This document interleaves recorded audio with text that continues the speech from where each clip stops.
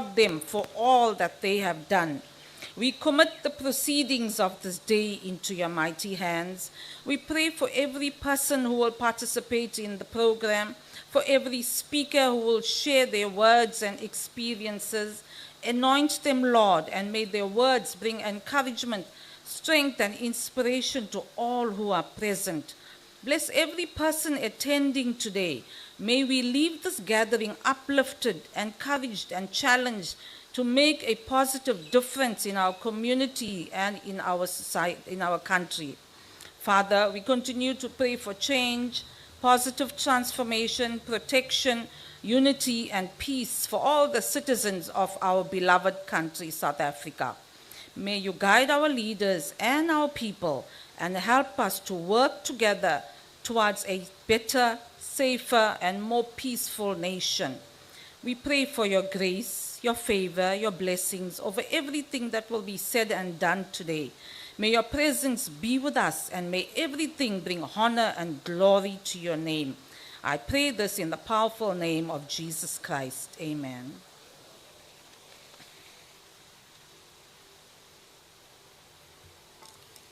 Thank you, Pastor Hari Prasad.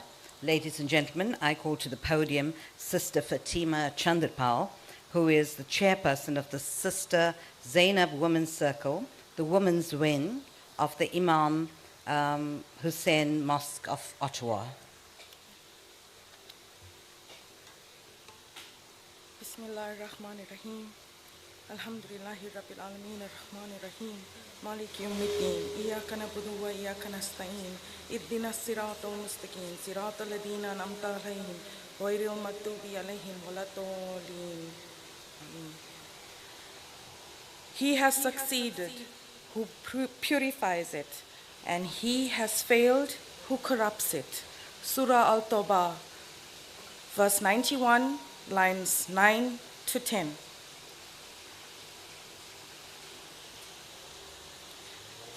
In the sanctuary of prayer, she found her healing. A heart ablaze with devotion and justice, endlessly kneeling, Our Lady Zainab, the Marhab of Ishq. Where love meets sacrifice, firm and brisk, her soul unshaken bore grief's heavy weight, turning pain into purpose. Surrendering to fate, a beacon of resilience, unyielding and whole, the essence of faith, the Zainab-backed soul. The reason I, Sister Shamila Fatima Chandrapal, chairperson of the Sister Zainab's Women's Circle, stand before you today. In an age where women's success is often measured by how closely she competes with men in the marketplace, history offers a different measure of greatness.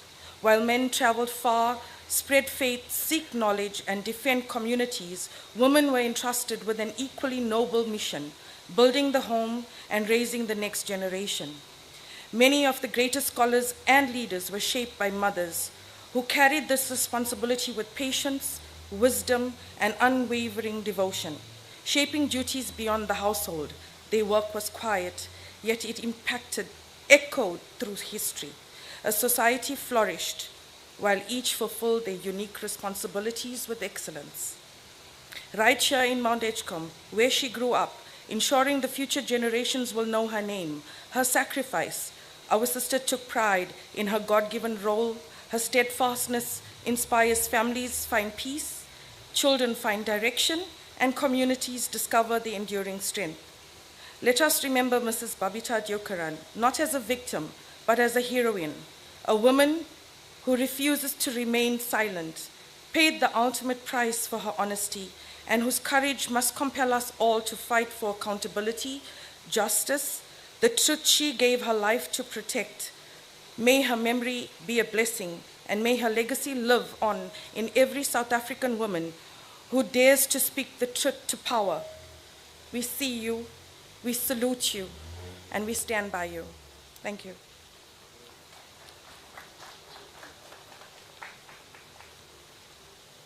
Thank you very much. Ladies and gentlemen, you've been most gracious. We're almost at the end of your standing. We are now going to have the national anthem, and then you may be seated. Thank you.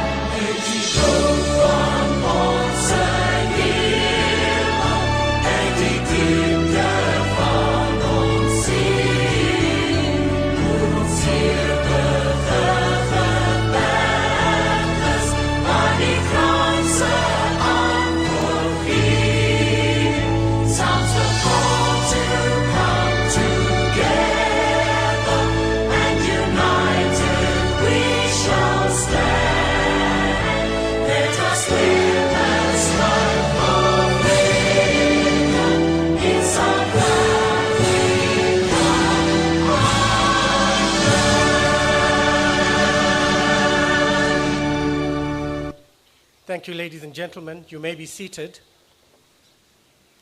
I now call upon the Kumari Shiksha Dance Institute, who will perform an invocation dance to Lord Ganesha.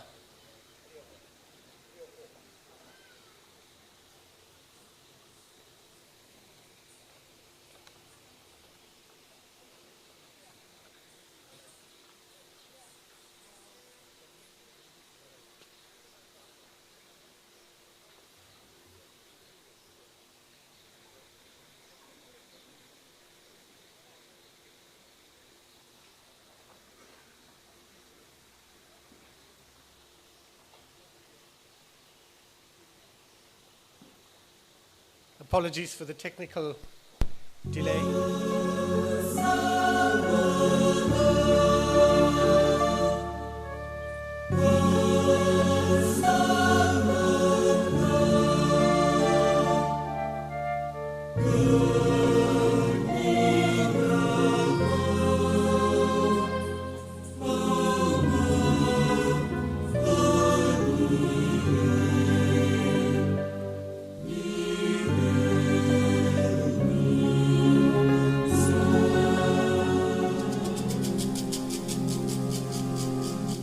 சுத்தி சுத்தி தீபம் காட்டி காப்பாய் நீயே விக்னேஷா ஊர் ஒன்றாகி உன்னை போற்ற காப்பாய் எங்கள் கணேஷா நாயகா வினா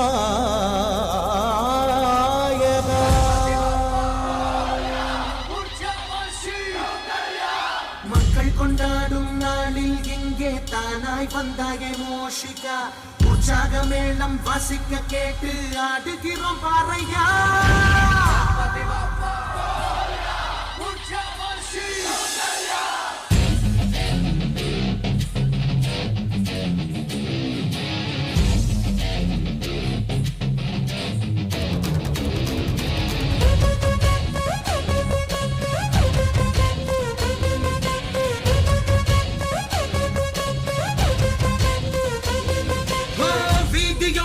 கோயில் கொண்டாய் ஏழை மக்கள் தோழன் நீ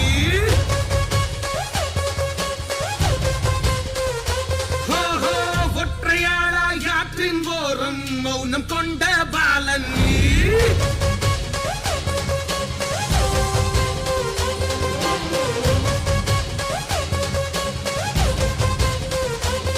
மூன்று காலம் நீதான் கச்செந்திராய் ஏழு லோகம் நீதா விக்னேஸ்வர மறு விக்னேஷ சர்வம் சத்தியம் நீ தேவா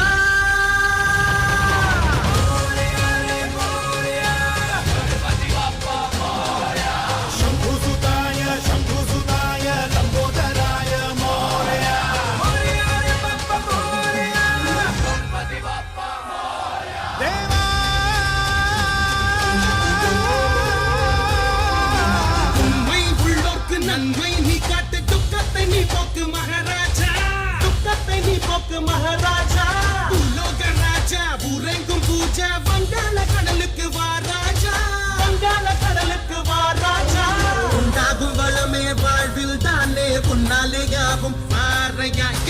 அப்பனே உன்னை கைகூப்பினோமே போற்றும் ஊர்தானையா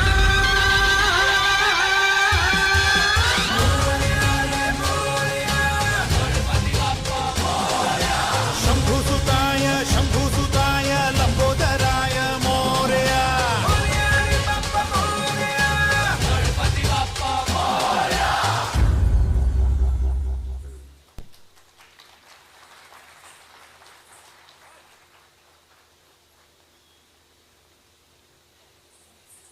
Well, thank you very much. That was absolutely beautiful. And ladies and gentlemen, you would have noticed that there was one dancer that had left at the beginning of the dance, and she's none other than Kiasha Rambali, who is the eldest granddaughter of the Babita family. So she chose to honor Babita by doing the beginning invocation dance as well. Right, it is now my pleasure to introduce you to Mrs. Nirmala Tool, who is the chairperson of the Mount Edgecombe Arts and Cultural Council, and she's also a principal by profession. So, ladies and gentlemen, she will do the welcome and vote of thanks.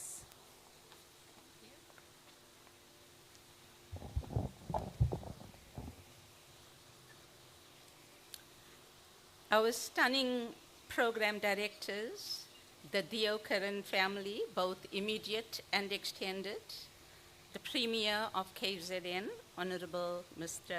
Tamsangkwan Tuli, Honorable National Deputy Minister of Forestry, Fisheries and Environment, Mr. Naren Singh, Shri Nitin Subhash Yola, Consul General of India, Durban, Honorable Mr. Mayor, MEC for Public Works and Infrastructure, KZN, other distinguished guests and dignitaries, members of our organization, the Mount Edgecombe Arts and Cultural Council and the Sri Mariamman Temple Society, volunteers, sponsors, colleagues, friends, learners, and members of the community that are seated here this morning. We appreciate you taking time off to be here. For our guests that are seated on the main grounds, we wish we had the space to accommodate you in our temple courtyard. But remember, you are not missing anything because you have the big screen that connects us to you. A very good morning to all. It is with great humility, deep respect, and a profound sense of responsibility that I extend a very warm and cordial welcome to you on this very special occasion, being National Women's Day. Thus, we chose today to stand together to honor the life, courage, and enduring legacy of our beloved sister, Babita Deokaran. Our connection with her and her family is as follows. They were born and brought up in Mount Edgecombe Mill Barracks, approximately 500 meters from here. They later moved to New Cottage, which is about 2 kilometers away, and then moved to Unit 2 in Greenbury, Phoenix. Babita later relocated to Gauteng. Her dad served as a secretary of this very temple in the early 70s. There are some lives that leave an impression. There are some lives that inspire. And there are some lives that even after they have ended, continue to speak to us. Babita Deokaran's is one of those lives. Today, we do not gather here mainly just to unveil a bust. We gather to unveil a symbol, a permanent reminder of a woman who believed that integrity matters, that accountability matters, and that standing for what is right matters. Babita Deokaran was a dedicated public servant, a mother, a colleague, and a courageous woman whose commitment to ethical leadership and accountability made an enduring impact. Her story reminds us that doing the right thing is not always easy. It can require extraordinary courage and personal sacrifice.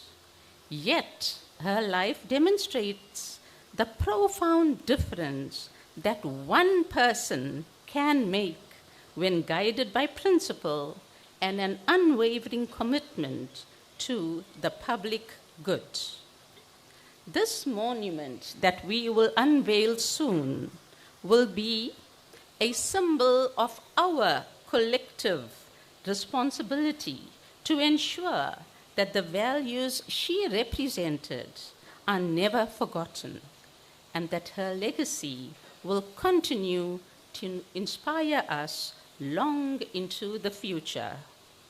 To the Deokaran family, we extend our deepest respect.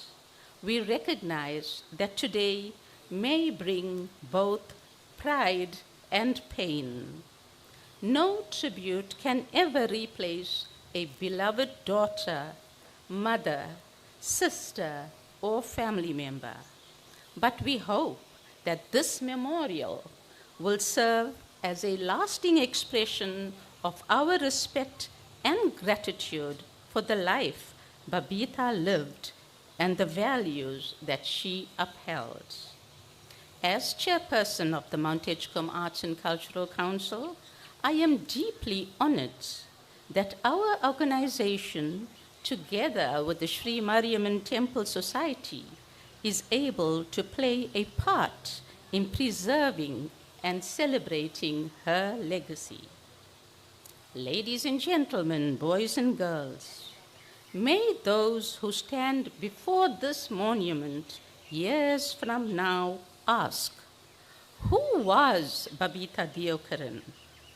And may we always be able to answer. Once again, on behalf of the Mount Edgecombe Arts and Cultural Council, the Babita Deokaran family, and the Sri Mariamman Temple Society, I warmly welcome each and every one of you to this historic and meaningful occasion on this beautiful National Women's Day.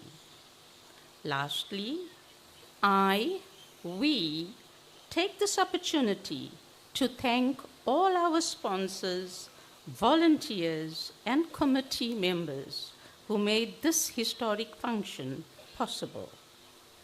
Thank you for being here. Thank you for honoring Babita. And thank you for helping us ensure that her memory and legacy will never be forgotten. Thank you. God bless.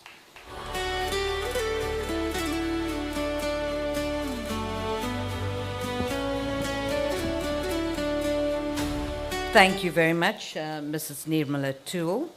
Ladies and gentlemen, as a prelude to the speakers that we have coming up in the next few minutes, we're going to invite you all to kindly observe a moment's silence in memory of the late Babita Deokaran, whose courage, integrity, and commitment to justice continue to inspire our nation. So, ladies and gentlemen, I ask you to kindly observe a moment's silence, and we will have the conch blown to tell you that the moment of silence is over. Thank you.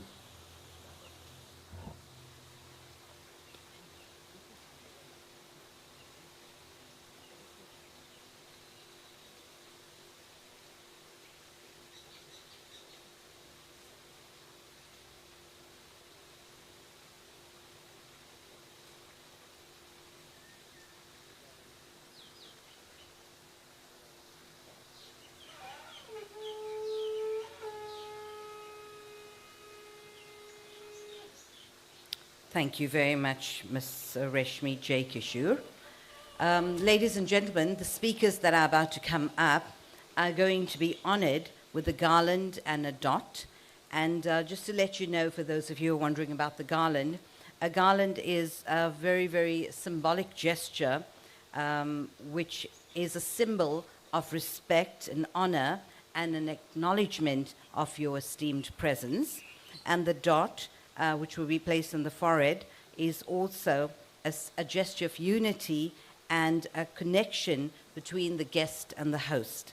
And of course, the blowing of the conch, which is a very, very difficult thing to do, and I think it's being very expertly done by Mrs. Reshmi J. Kishore. The blowing of the conch marks the arrival of an honored guest. So with that, it's over to Mr. Selvin again, who will announce the speaker.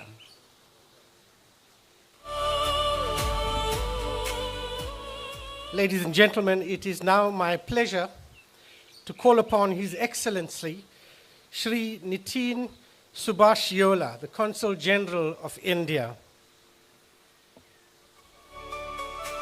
I might add that the Indian Consul General enjoys a very warm working relationship with the Mount Edgecombe Temple Society, and we value the partnership that the Consul General has with the Temple Society as well as other organizations within the province of KZN. Mr. Yu.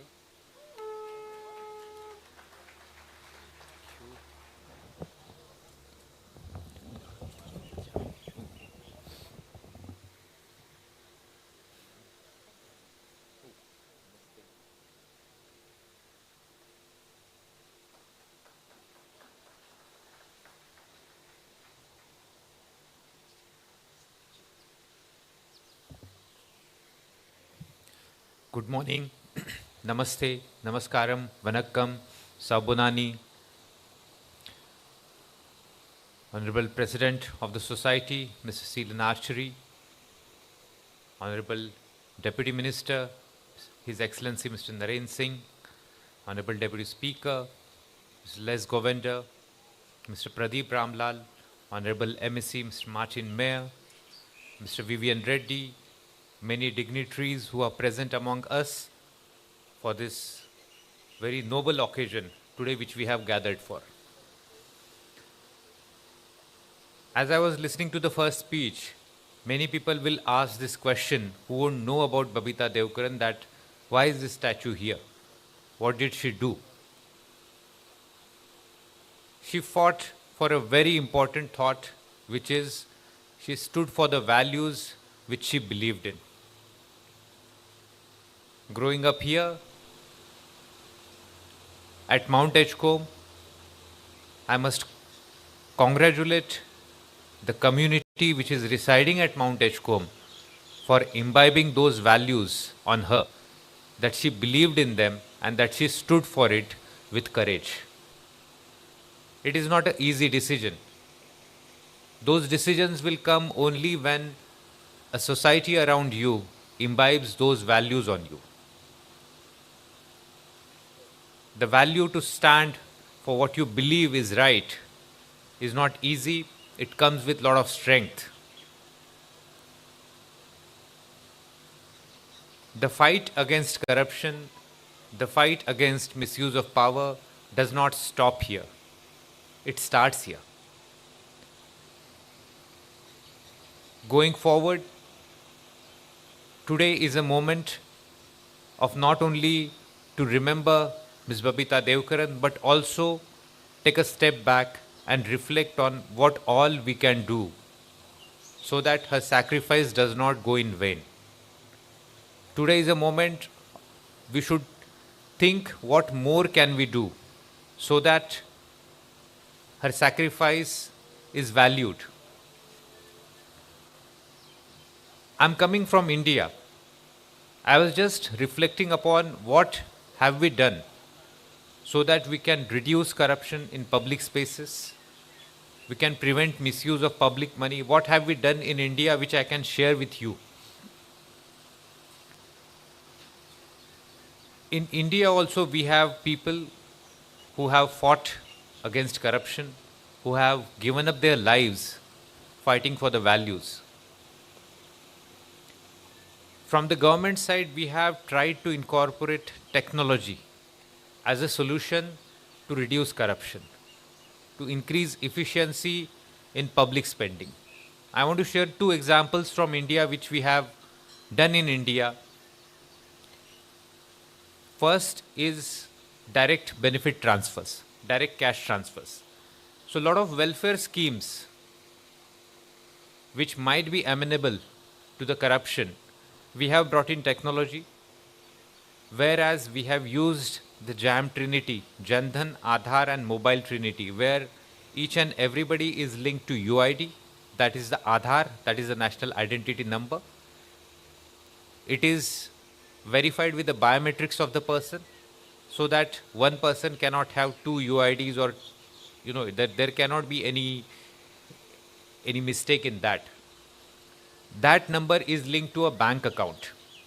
So you cannot have multiple bank accounts which is trying to forge some sort of, we are trying to plug all the loopholes which are there. So with the UID, with the bank account number and the biometrics verified scheme, most of the government benefits of the welfare schemes were directly transferred to their bank accounts in the form of cash. In last few years, I was reading the statistics.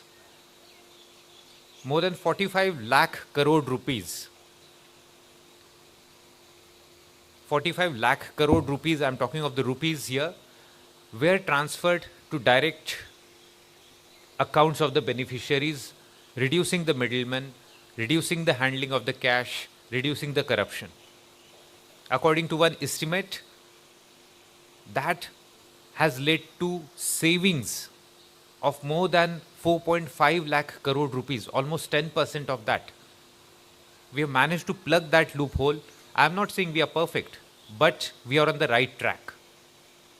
That 4.5 lakh rupees which were saved also goes to the additional beneficiaries who require that money more. Second example which I want to share with you is the government procurement place. We in India, as a part of central government, have mandated procurement of all the government entities through a portal, a digital portal called GEM, Global Government E-Marketplace. You must be using Takealot, Amazon, all of you use, right? On a very similar note, this portal has been brought by the government. So it is owned by the government. So all the suppliers list their products on the portal, and whichever government department, the buyers are the government departments. So whichever government department has to procure anything, right from a bottled water to a computer to cars to vehicles, everything is procured through this GEM portal. This has led to creation of clear digital financial trail, clear audit trail, clear accountability, and a healthy competition amongst the suppliers. As per our estimate, we have managed to bring down the cost of procurement. Whereas globally the cost of procurement is increasing for the government, we have managed to bring down the cost of procurement from 15 to 18% because of this one portal. These are the two examples which I wanted to share what we are doing back in India so that we can reduce the corruption, we can plug loopholes into the system. India is also a country which is led by a woman. Our President, Srimati Draupadi Murmu, is leading the fight for India. Today is a National Women's Day. What more apt occasion could have been than to dedicate this memorial for Ms. Babita Deokaran here. Women in every field are taking strides. We in India worship them as a form of Ma Durga Shakti. Going beyond, as a mother, as a sister, as a wife, as a daughter, a woman does all her responsibilities in a very diligent manner. Right from all the public spaces, not only just in the political field, but social, but economic, in the technology sphere, women are making all of us proud. On this note, on this occasion of National Women's Day, I salute the sacrifice of Ms. Babita Deokaran. Thank you. Dhanyavad. Jai Hind.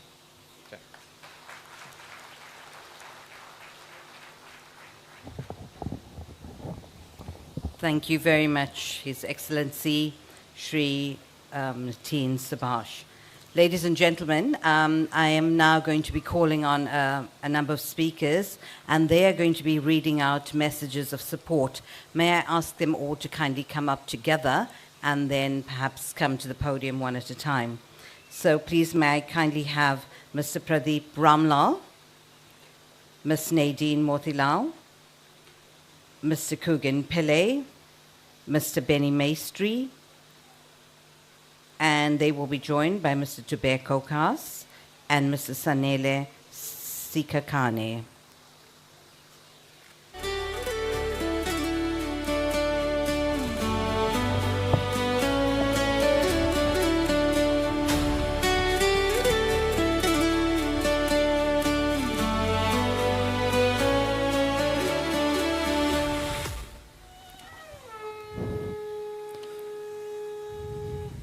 Namaste, Namaskaram, Assalamu alaikum.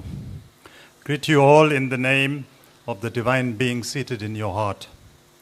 I am Pradeep Ramlal, and I am doing a tribute to Babita Deokaran of a life unwavering in Dharma on behalf of the Hindasa Foundation. Today we gather to remember Babita Deokaran, a woman of extraordinary courage who exemplified the highest principles of Dharma, one's sacred duty. In the Bhagavad Gita, Lord Krishna teaches Arjuna about the importance of fulfilling one's duty without attachment to outcomes. You have a right to perform your prescribed duties, but you are not entitled to the fruits of your action. Never consider yourself to be the cause of the results of your activities, nor be attached to inaction. It's taken from Bhagavad Gita, chapter 2, verse 47. In this regard, Babita embodied this teaching completely. As a senior official in the Gauteng Health Department, she recognized her dharma was not merely to hold a position, but to serve with integrity. When she witnessed the irregularities in COVID-19, personal protective equipment contracts worth billions of rands, she did not hesitate to fulfill her duty as a whistleblower. Like Lord Ram in the Ramayana, Babita faced her own moral exile. Ram could have rebelled against his father's unjust decree, but his eyes were not set on the throne, but on righteousness and selfless service to dharma or Raj Dharma, duty to the nation. Similarly, Babita could have remained silent, protecting herself while corruption flourished. Instead, she chose the path of righteousness, knowing the risks involved. The Gita reminds us, for one who has conquered the mind, the super soul or the Paramatma is already reached, for he has attained tranquility. To such a man, happiness and distress, heat and cold, honor and dishonor are all the same. Babita's action demonstrates the true dharma required, that is courage. The courage to stand for truth even when surrounded by falsehood. The courage to speak when others remain silent. The courage to act when inaction would be safer. Her testimony before the Special Investigation Unit was not merely an act of professional responsibility, but it was an expression of her soul's commitment to truth. The Bhagavad Gita teaches, whatever action is performed by a great person, common men follow in their footsteps. And whatever standards he or she sets by exemplary acts, the whole world pursues. Though Babita would have not called herself a great person, her actions have indeed set a standard for all of us. She showed that one person of integrity can illuminate the darkness of corruption. Her tragic death on August 23, 2021, outside her home in Winchester Hills, Johannesburg, was not merely the loss of a mother, daughter, and colleague. It was an attack on the very principles of Dharma itself. Those who silenced her voice could not extinguish the light she ignited in others. Therefore, we see all of you here today. In the Gita, Lord Krishna assures us the soul can never be cut to pieces by any weapon, nor burnt by fire, nor moistened by water, nor withered by the wind. Babita's physical body may have been destroyed, but her soul, her courage, her integrity, her unwavering commitment to truth remains eternal and continues to inspire all of us. As we remember Babita today, let us reflect on our own dharma. Are we fulfilling our duties with the same integrity? Are we fulfilling the purpose of our life? The Bhagavad Gita teaches, perform your duty equiposed, abandoning all attachment to success or failure. Such equanimity is called yoga. Babita Deokaran lived this teaching. She performed her duty with remarkable courage, accepting neither the temptation of corruption nor the fear of retaliation. Her life reminds us that dharma is not merely a philosophical concept, but a living principle that demands action, sacrifice, and unwavering commitment. In conclusion, I want to quote the words of the great Indian freedom fighter and philosopher, Maharishi Sri Aurobindo. One man's perfection and action can change the whole world, unquote. Be that change and restore dharma. Dharma rakshita. Those who protect dharma have the protection of God. In conclusion, also I must acknowledge the great work being done by the Madlanga Commission. Had it not been for Lieutenant General Slanslam Kwanazi, who stood up against injustice and corruption, this Madlanga Commission would have not met. And in tribute, we also pay respects to the people of the kind of Advocate Drushanta Ramaswamy. She is another courageous voice we admire. Thank you.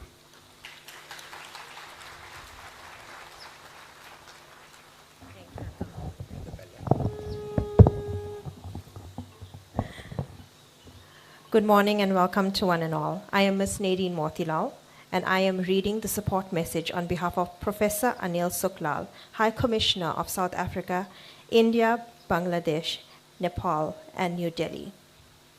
A tribute to Babita Deokaran. Those who conduct themselves with morality, integrity, and consistency need not fear the forces of inhumanity and cruelty. The above words of Nelson Mandela is a befitting eulogy to the life of Babita Deokaran. Babita's life was one of humility, dedicated selfless service to our country, underpinned by the values of morality, integrity, and professionalism. Babita's inhumane assassination at the hands of the faceless cowards robbed our young democracy of one of its most dynamic young leaders, dedicated to ensuring that we build a loving and caring society that is inclusive, just, and fair. The community-led campaign to immortalize the courageous and fearless life of Babita Deokaran must be lauded. The unveiling of a permanent monument of Babita at the historical Sri Mariamman Temple in Durban is a befitting tribute to an inspirational and outstanding leader. The monument will serve both as a remembrance of the sacrifice Babita's life embodied, as well as a reminder to us all and future generations of the core principles and values of life that are essential in building a democratic society underpinned by integrity, honesty, accountability, and respect. As a dedicated civil servant, Babita's life was rooted in selflessness, fearlessness, and service to humanity rather than positions of power, which unfortunately has become a plague eroding the core values and principles of our society today.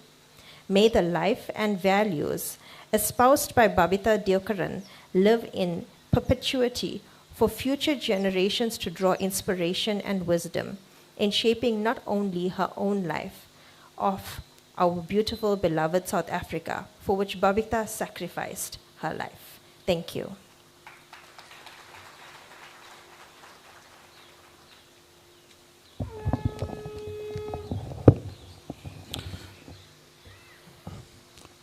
Good morning, all.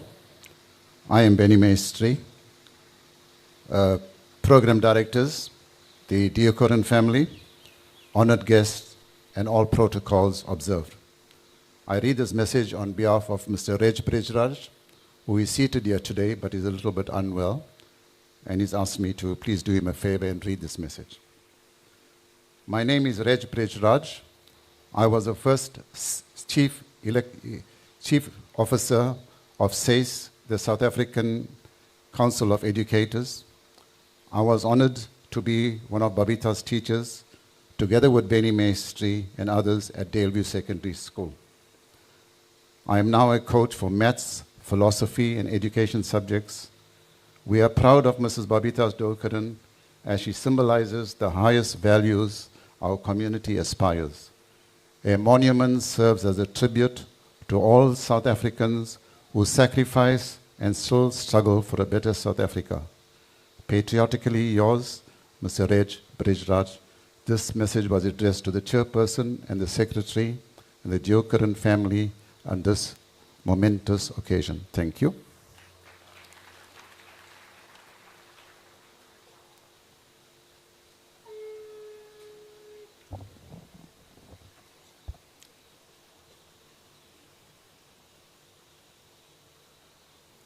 Good morning, colleagues. So my name is Kugan Pillay, and I represent an organization called Living Values, which is an outcome from the V20, G20 process that South Africa hosted last year. But I'm also in partnership with SAICA, the South African Institute of Chartered Accountants, and this is my colleague, Sanele Sikakane. So we have a brief statement in support of this initiative. And I speak on behalf of Living Values and SAICA, and we are honored to extend our wholehearted support to the Mount Edgecombe Arts and Cultural Council for unveiling of the Babita Deokaran monument on this auspicious Women's Day.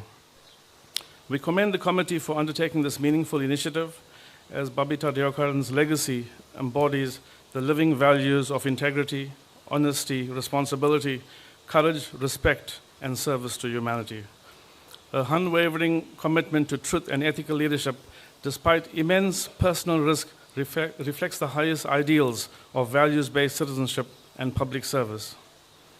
Through her actions, she demonstrated that living one's values requires moral courage, accountability, and an unwavering dedication to the common good. This monument serves not only as a tribute to her remarkable life and sacrifice, but also as a lasting symbol of the values needed to build a just, ethical, and compassionate society. It stands as an inspiration for future generations to lead with integrity, uphold justice, and contribute positively to the communities and the nation. We honor this historic event and join the Deokaran family, community leaders, government representatives, and citizens in commemorating a woman whose legacy will continue to inspire positive change for generations to come. May this monument stand as a beacon of hope, integrity, and courage, reminding us all that one person's commitment to truth can leave an enduring impact on a nation. And we've heard from previous leaders, Babita Deokaran stands on the shoulders of giants such as the Women's March in 1956, Rahima Musa, Albertina Sisulu, William Ngo, Sophie Dubrain, who still lives amongst us today. And this morning I had the privilege of engaging with some young learners outside. And they were engaging with me and asking, what can we learn from you elders? What can we learn? And I said to them, the values that Babita lived a life. And she said, what we are watching at the Madlanga Commission leaves a lot to be desired about your adults. And I said, equally, what we're watching at the Madlanga Commission is, it shows you our elders are now being held to account for decisions that have impacted the communities. So colleagues, thank you for that.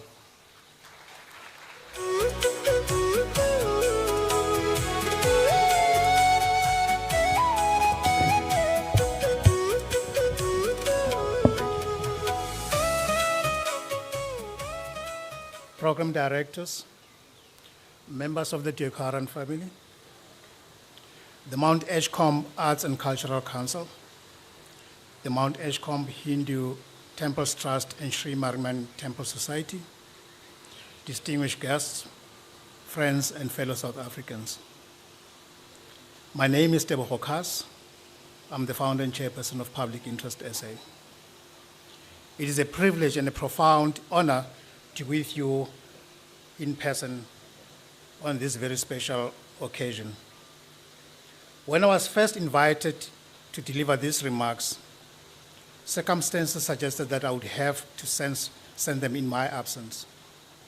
I'm therefore particularly grateful that I'm able to stand in front of you today, in this place, among the people who have come together to ensure that the life and legacy of Babita Deokaran are remembered.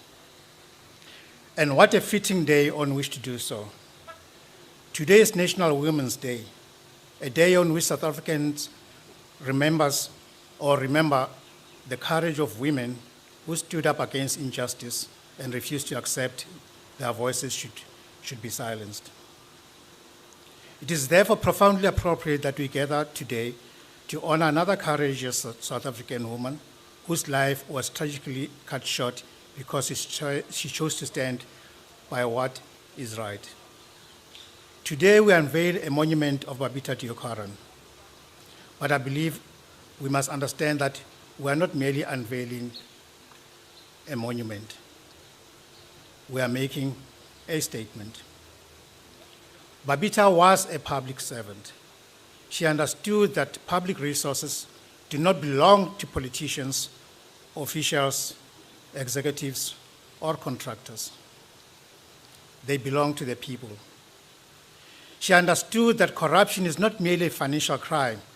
It is an assault on the dignity and well-being of every ordinary South African. Every rand stolen from the public purse is a rand that cannot be spent where it is needed most. And she had the courage to act on that understanding. She did what every constitutional democracy desperately needs its citizens and public servants to do. She spoke up. And for that, she paid the ultimate price. Her assassination was not simply the killing of an individual. It was an attack on the principle that citizens and public servants must be able to expose wrongdoing without becoming targets themselves. That is why Babita's story cannot be allowed to end with her death. There is a danger with monuments. We can build them, unveil them, lay flowers at them, and return home, satisfied that we've done our duty to history. But Babita deserves more than that. Her memory must be a call to action. When future generations see this monument, they must not merely ask, who was Babita Deokaran? They must also ask, what did she stand for? Why did she have to die? And perhaps most importantly, what have we done to ensure that another Babita does not have to die for doing the right thing? That is a question we must confront. South Africa has become remarkably good at celebrating whistleblowers after they have exposed wrongdoing. We tell their stories. We build monuments to them. But the real test of democracy is not how it treats whistleblowers after danger has passed. The real test is how it protects whistleblowers while the danger is unfolding. It is easy to applaud courage when a courageous person is no longer with us. It is much harder to stand behind someone when they're still blowing the whistle, like the bell. When powerful interests are involved, when retaliations begin, when intimidation occurs, and when the whistleblower becomes inconvenient to those who would rather the truth remain hidden. That is where our institutions must be tested, because a democracy cannot ask its citizens to speak truth to power and then abandon them when power fights back. That is a challenge we must confront.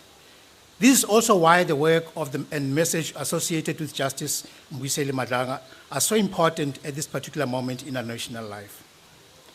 We say we want accountability. We say we want ethical public servants. We say we want citizens to speak truth to power. But what happens when they actually do? Do we protect them? Do we listen to the information they bring forward? Do we investigate the allegations? Do we investigate the person making them? Do we secure the safety? Do we ensure that retaliation carries consequences? Or do we leave courageous people to navigate powerful institutions and dangerous interests on their own? These are not abstract questions. Babita's life and death provide us with the answer to what happens when courage is not adequately protected. It means confidentiality. It means rapid intervention when threats emerge. It means legal and psychological support. It means accountability for those who retaliate. And it means ensuring that institutions investigate the message rather than discrediting the messenger. Because whistleblowing is not an act of betrayal. It is an act of citizenship. Indeed, those who expose corruption are often defending the very institutions for which they are accused of being disloyal. Babita did not betray the public servant. She served it. She did not undermine the state. She sought to protect the public interest. And she did not choose confrontation for its own sake. Babita is not alone. Across South Africa, there are men and women who have stood up against corruption, criminality, abuse of power, and wrongdoing, some of whom have suffered intimidation, persecution, professional retaliation, and tragically, death. We owe each one of them more than our condolences. We owe them action, because if we remember their names but fail to change the circumstances that made their sacrifices necessary, then our remembrance is incomplete. The ultimate tribute to fallen hero of integrity is not a plaque. It is not a statue. It is not a wreath. It is a safer country for the next person who decides to speak. That is the monument we ultimately need to build, a monument that cannot be carved from stone. Unfortunately, I have to cut short my speech owing to time and out of respect to the program directors who are doing a very tough job accommodating so many speakers before us. But I really do appreciate your indulgence for the few minutes that I've managed to steal from you. Thank you.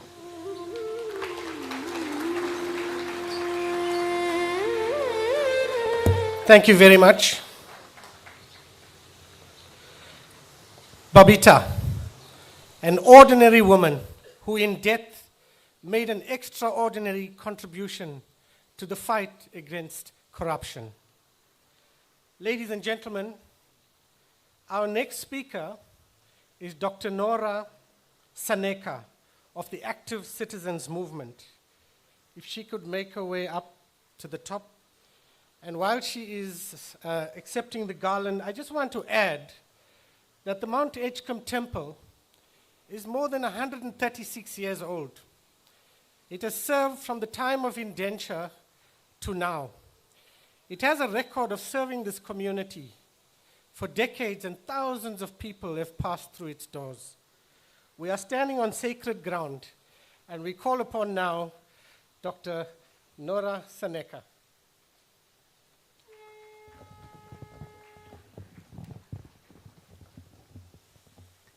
It's an honor and a privilege for me to represent the Active Citizens Movement today.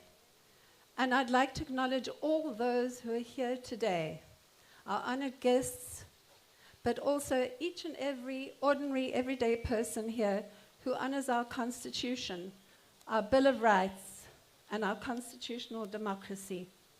I want to briefly go through some of the things that Babita did achieve through her death.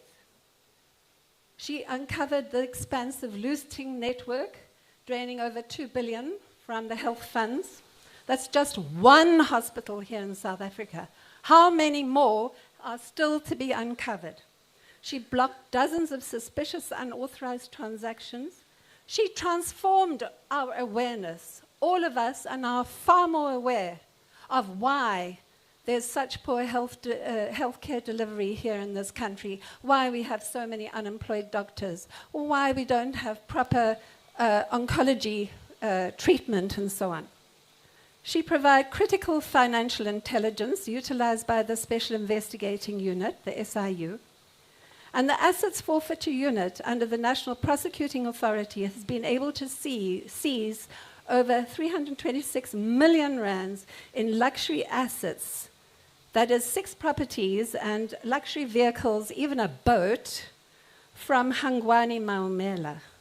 that stems directly from the fraud and corruption investigations at Tembisa Hospital, originally flagged by Babita Deokaran. That is a great victory, everyone.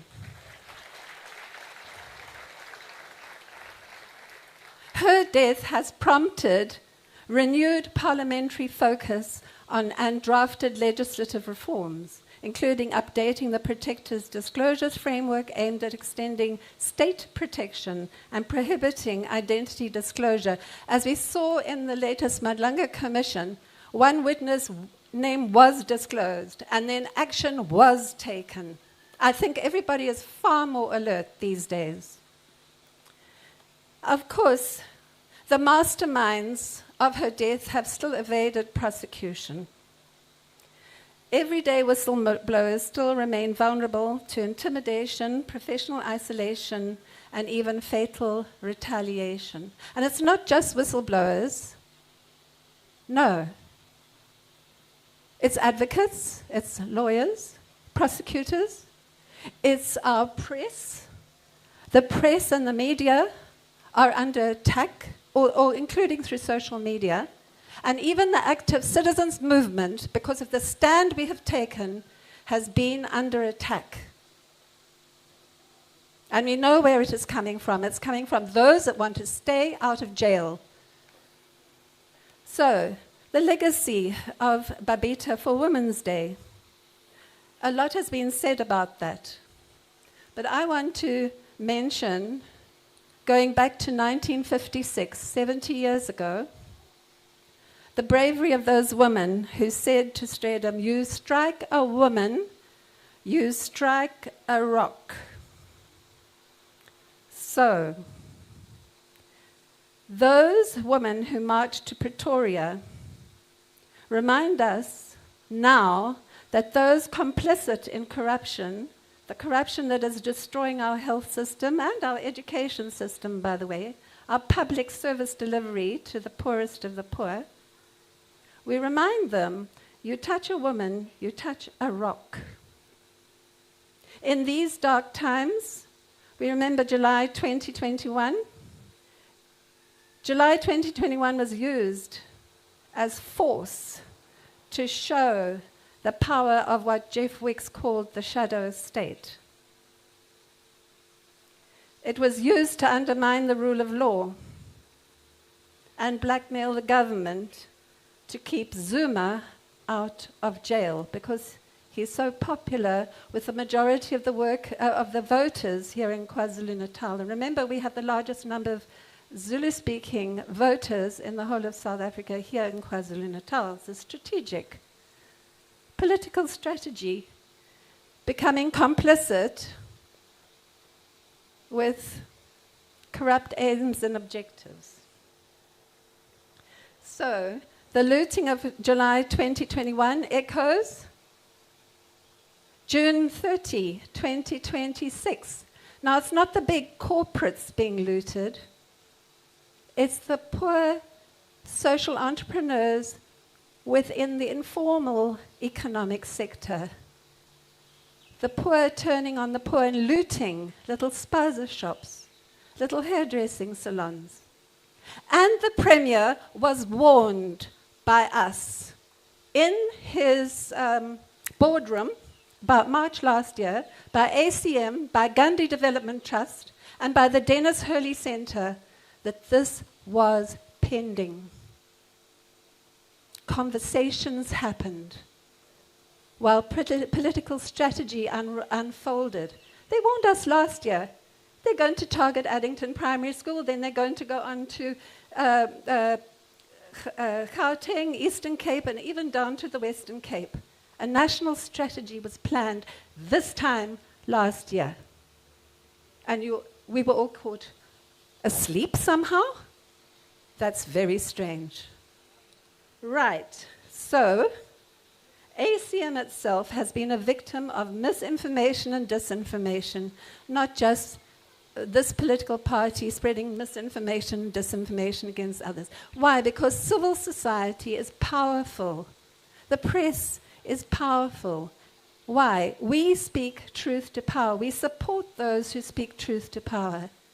From COVID-19, when we had our Orange Mask campaign, Active Citizens Movement exposed the corruption, the PPE corruption. And my own daughter, as a first-year intern at Addington Hospital, had to go into the COVID-19 ward without an N19 mask. There wasn't the money. So, we will always remember the bright stars in this dark time, including Babita Deokaran. We remember what we can do as well. We become conscious of what we can do to shine our own lights. And we remember them, not just in the form of this memorial, but by their life they give purpose and meaning to our lives and what we stand for. Their sacrifice is such that it should not be forgotten. We call for National Whistleblowers Day on the 23rd of August, the anniversary of her death. We must remember not all those who died, but also those who are victimized by being whistleblowers. We especially remember Jimmy Mohlala, Martin Ngoyi, Cynthia Stimple, Athol Williams, and many others who reveal the personal cost of whistleblowing in South Africa and the lack of legal security, financial and psychosocial support. Even the family needs psychosocial support. And lack of physical protection. All this that they showed in the corruption of government and state-owned enterprises must not be forgotten. Following the Department of Justice and Constitutional Development's publication of a discussion document on the proposed reforms for the whistleblowers' protection regime in South Africa in 2023, President Cyril Ramaphosa, in his State of Nation address on February the 6th, 2025, made a commitment to finalize the whistleblower protection framework and introduce the whistleblower protection bill in Parliament during that financial year. In this regard, the Active Citizens Movement, after 6 years of active campaigning, including, as I was saying, through our Orange Mask campaign against the PPE corruption, we submitted very specific and carefully formulated legal whistleblower protections to be considered and included in this bill. The South African government should intensify efforts to introduce the Whistleblower Protections Bill, provide comprehensive safeguards for whistleblowers, and effective witness protection.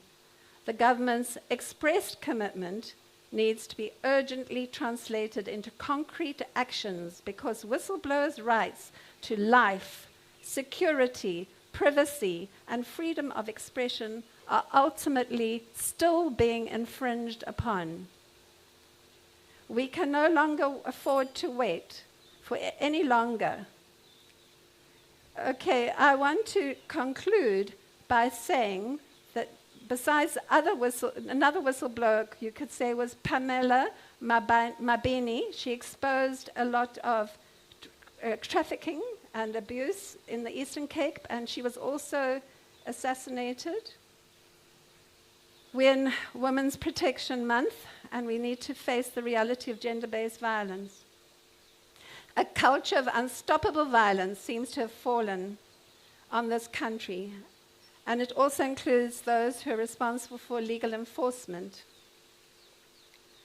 Now, today we stand together in memory of our beloved Babita Deokaran, and we remember the words of the poet W.B. Yeats. A terrible beauty is born. Beauty and horror are born together in our hearts as we count the bloody, harsh realities faced by the poor, the looting of the public purse. And in ACM, as a civil society, non-party political movement, we help others to be their authentic selves, show integrity in authentic work that is utterly indispensable if we wish to build this better world for all, especially the most vulnerable. We will not forget the courage, self-sacrifice of ordinary people who speak truth to power, ordinary everyday courage of people such as our beloved Babita Deokaran and the other women of South Africa, for whom our constitutional democracy is a rock, upholding human rights and the rule of law. You touch a woman, you touch that rock. Everybody, you touch a woman, you touch a rock. Thank you.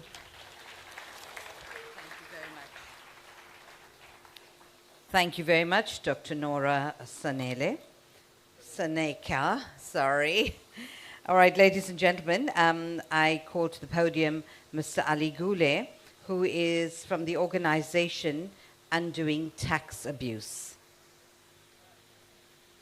Just a reminder, we have tried to incorporate as many speakers as possible in this program today. So we've given you each 6 minutes. If you can kindly abide by the bell that will be sounded, if you can kindly round up what you're about to say so that we could hear the other speakers as well. So thank you very much.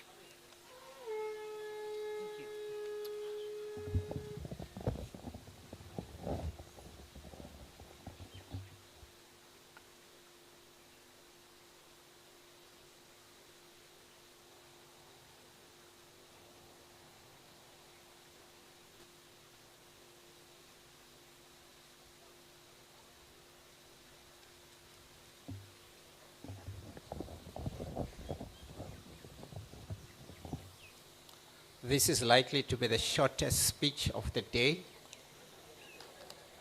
Please don't mind if I leave the podium while you're enjoying my voice.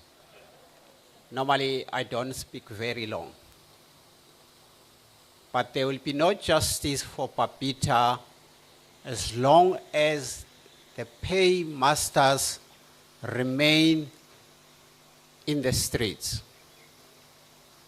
I am not sure why the likes of Maumela are not appearing at Madlanga Commission.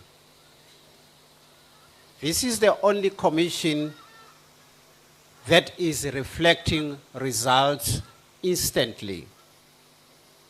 It's devastating that some names that have been mentioned at Zondo commissions as lawbreakers today are in parliament as lawmakers.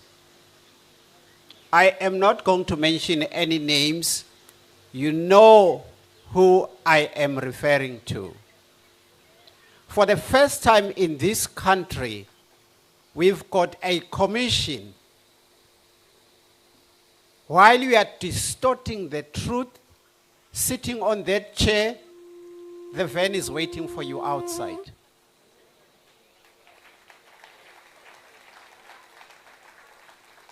For the first time, we see the taxpayers' money bearing fruits.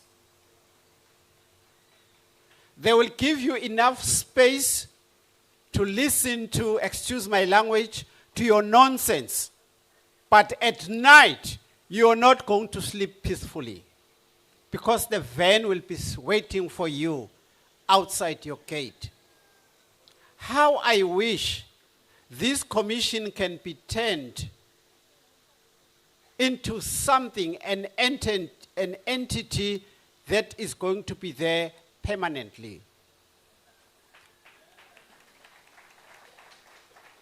Those of you who have been to Tembisa Hospital, you will realize that Tembisa Hospital, like many hospitals in the townships, it needs doctors, ambulances, nurses, you name it.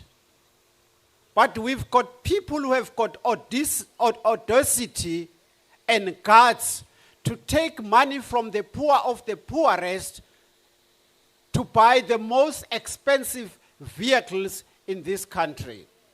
And we must look away as if nothing has happened. And Babita was not one of those.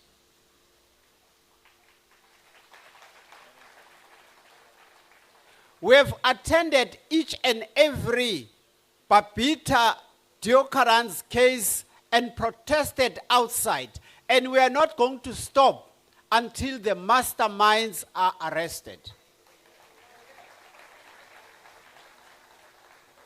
Like we have done in the past 4 years, in 2 weeks' time, those of you who are available, those of you who live in Johannesburg, on the Sunday of the 23rd at 8 a.m., we are going to be at the crime scene with the family to honor her again.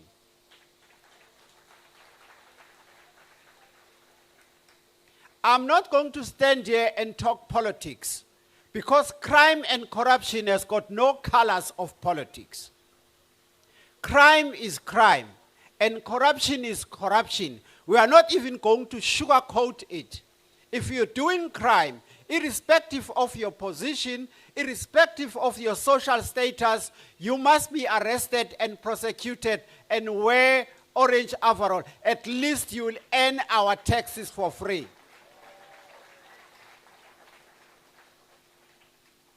And those that have been caught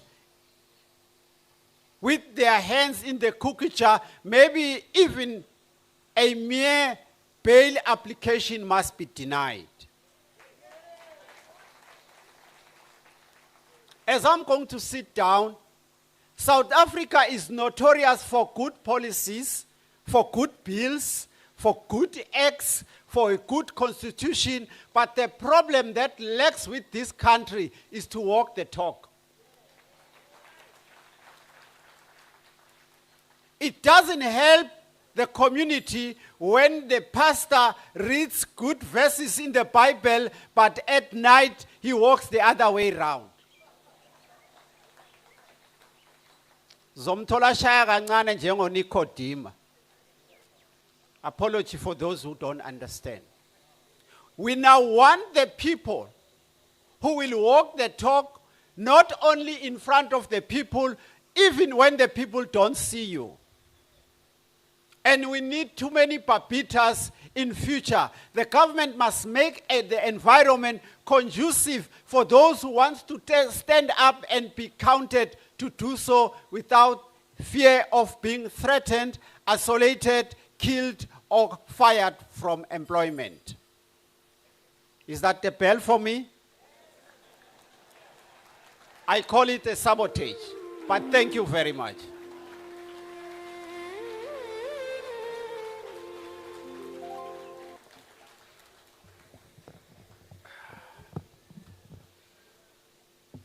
Ladies and gentlemen, to remember Babita is for each and every one of us to commit to protecting every Babita that is still within the system. Our next speaker is very appropriately Mr. Nishan Bolton, the Executive Director of the Ahmed Kathrada Foundation, an organization founded on that great giant of ours, our freedom struggle. Nisham himself is a veteran. As an executive director of the Ahmed Kathrada Foundation, he has been at the cutting edge of fighting non-racialism, defending our democracy, and in the fight against corruption, receiving national and international acclaim for his efforts. Mr. Nishan Bolton.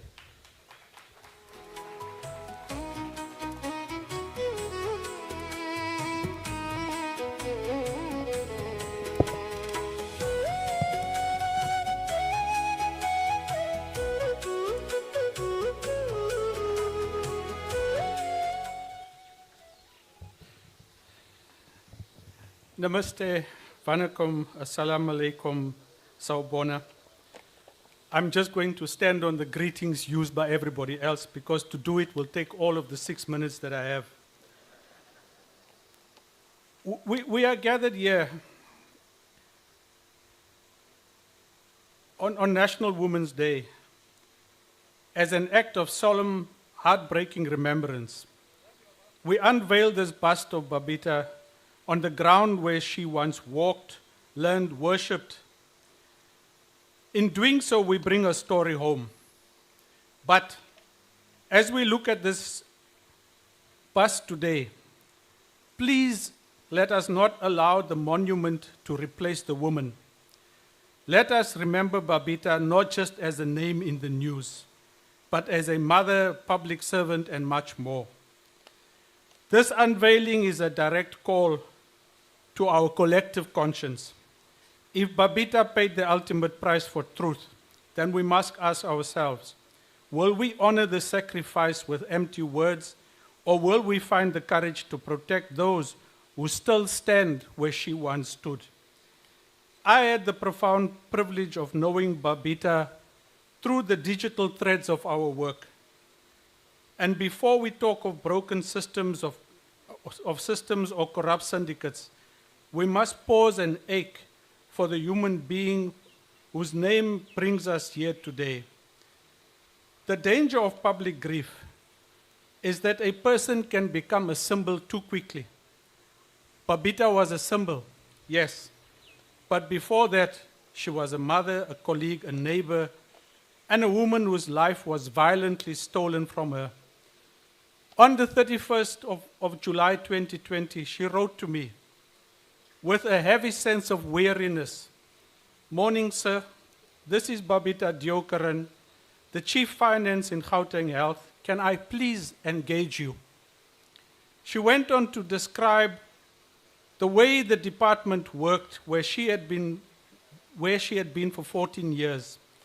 It was a chilling blueprint of how honest officials are systematically isolated, disciplinary process weaponized, and manufactured charges are used to crush those who stand in the way.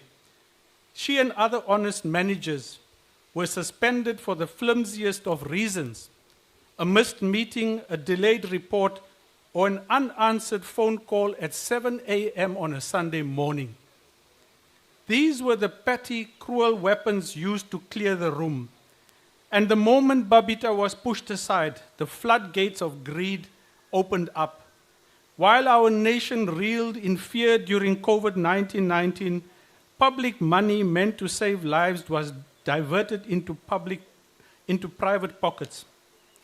Babita watched, horrified, as a phantom company was appointed at the value of 140 million rands to do her work while she sat at home suspended. Think about that. She said to me, my assessment of the situation is that they wanted us out of the way, because if these were real charges, why are they not pursuing them?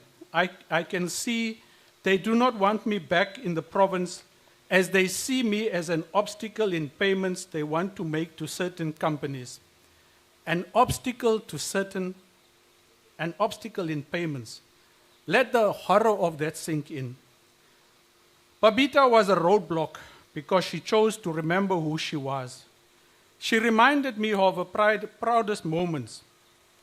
Not the tenders she signed, but the lives she touched. She wrote, I served 2 terms as a trustee at the Nelson Mandela Children's Hospital with Mrs. Gracia Machel, the late Zinzi Mandela, and Minister Mboweni. I always maintain a high level of integrity and therefore am seen as a threat. What a tragic indictment of South Africa today. To have integrity is to be a threat.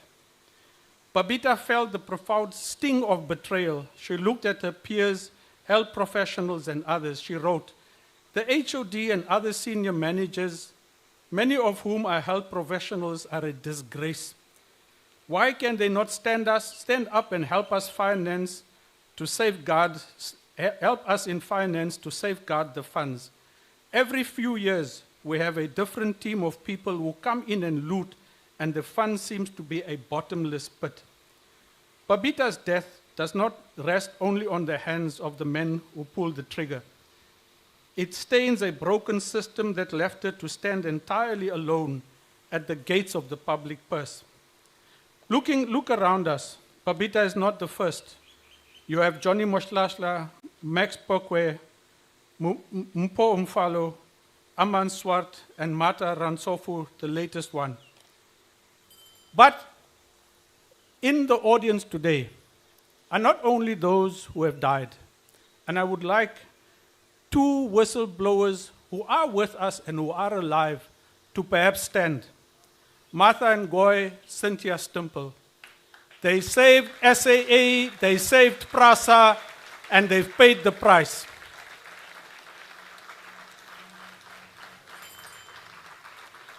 I'm almost finished, just 1 minute, please.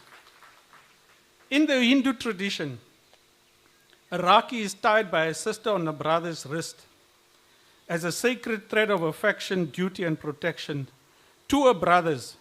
Today carries a painful silence that no ceremony can ever fill.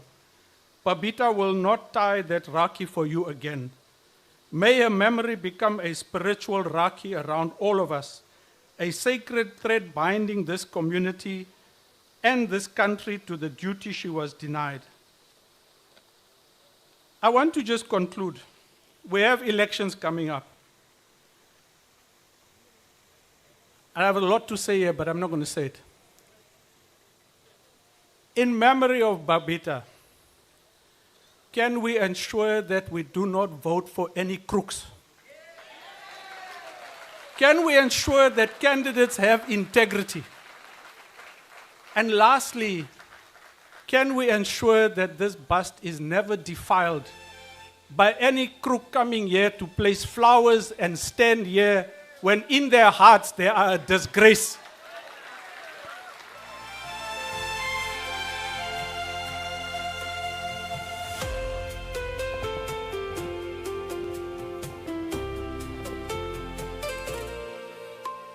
Thank you very much, Mr. Bolton. Ladies and gentlemen, our next speaker is Mr. Leonard Lekgato. He's the acting head of the Special Investigations Unit. Mr. Lekgato, he has the unenviable task. Thank you so much.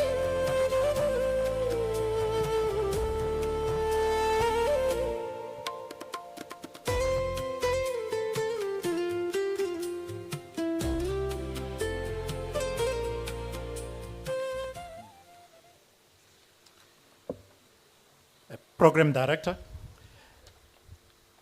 let me also save my 6 minutes and ride on the same protocol that is being observed. But importantly, let me greet the Babita family and all the distinguished guests that are present here. It is with a profound sense of humor and gratitude to join you in this significant occasion that marks the unveiling of the Babita Deokaran monument on this Women's Day. We do far more than unveiling a steel and stone, but unveil a permanent reminder of a courageous sacrifice of resilience and hope. We are gathered to honor a woman whose courage becomes stronger than corruption, and whose integrity became greater than fear, and whose legacy will outlive those who sought to silence her. We affirm that the story of extraordinary women must never be forgotten, and that the contribution deserves a permanent place in our national memory. And Program Director, as we know that today is Women's Day, and we know that Women's Day stands as a constant reminder that the freedom we enjoy today were won through a determination of a woman who refused to accept injustice. They challenged oppression, confronted discrimination, and paved the way for future generations to live with greater dignity and equality. Monuments such as this one are not merely historical markers, but moral compass. These are a constant reminder that every generation has a duty and an obligation to define justice and uphold human dignity and build a society founded on integrity and accountability. As the Special Investigating Unit, we remain acutely aware that corruption steals opportunity from women and children. Every rand stolen from a public fund is money taken away from a school, healthcare facility, housing project, social service, and economic opportunity that empower the community. The SIU remains steadfast in its mission to investigate corruption, recover stolen public funds, and ensure accountability. Program Director, as we honor the legacy represented by this monument, let us also inspire us to become active citizens who reject corruption and promote ethical leadership and defend the value upon which our democracy is built upon. The greatest tribute we can pay to Babita is to refuse to remain silent in the face of wrongdoing. Ms. Deokaran carried in her heart the Constitution of the Republic of South Africa. She understood that public money belongs to the people, but not to the syndicate, not to criminals, and not to those who abuse position of trust. When she uncovered massive procurement irregularities linked to Tembisa Hospital, she refused to look away. She chose duty over convenience, principle over comfort, and truth over silence. That decision ultimately cost her life. Through her action, Ms. Deokaran earned her place amongst the bravest citizens in the countries who firmly oppose corruption, injustice, abuse, and the theft of public resources. Corruption is not victimless crime. When hospitals are looted, patients suffer. When public funds are stolen, lives are endangered. When whistleblowers are murdered, democracy itself is attacked. This is how we view Ms. Deokaran's assassination. Corruption has failed to erase her name. It was not simply an attack on one courageous woman, but an attack on every honest public servant. It was an attempt to intimidate those who believe that the law must prevail over criminality. I invite every public servant who walked past this monument to remember their own oath of office that they took. Today we ensure that her courage is carved not only into this monument, but into the conscience of our nation. May her memory continue to inspire us, and may her courage strengthen us, and may her legacy remind us that while corruption may claim her life, it will never conquer the truth. And I thank you.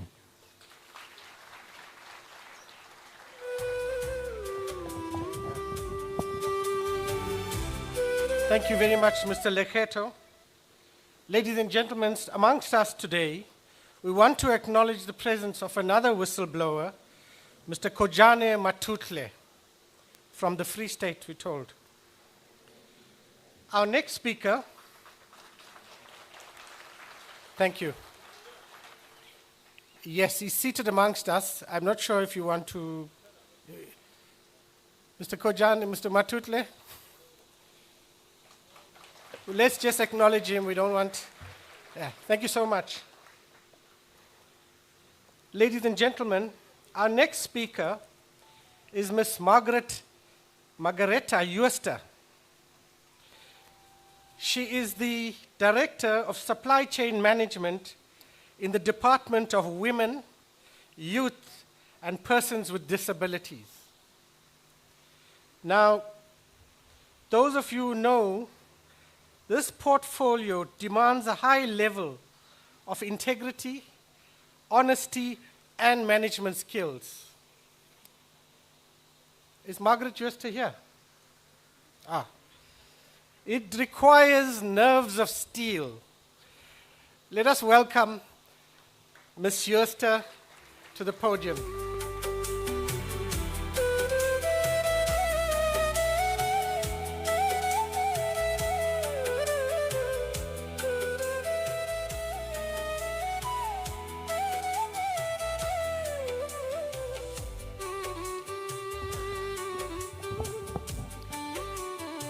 Thank you, Program Director. That was quite a mouthful.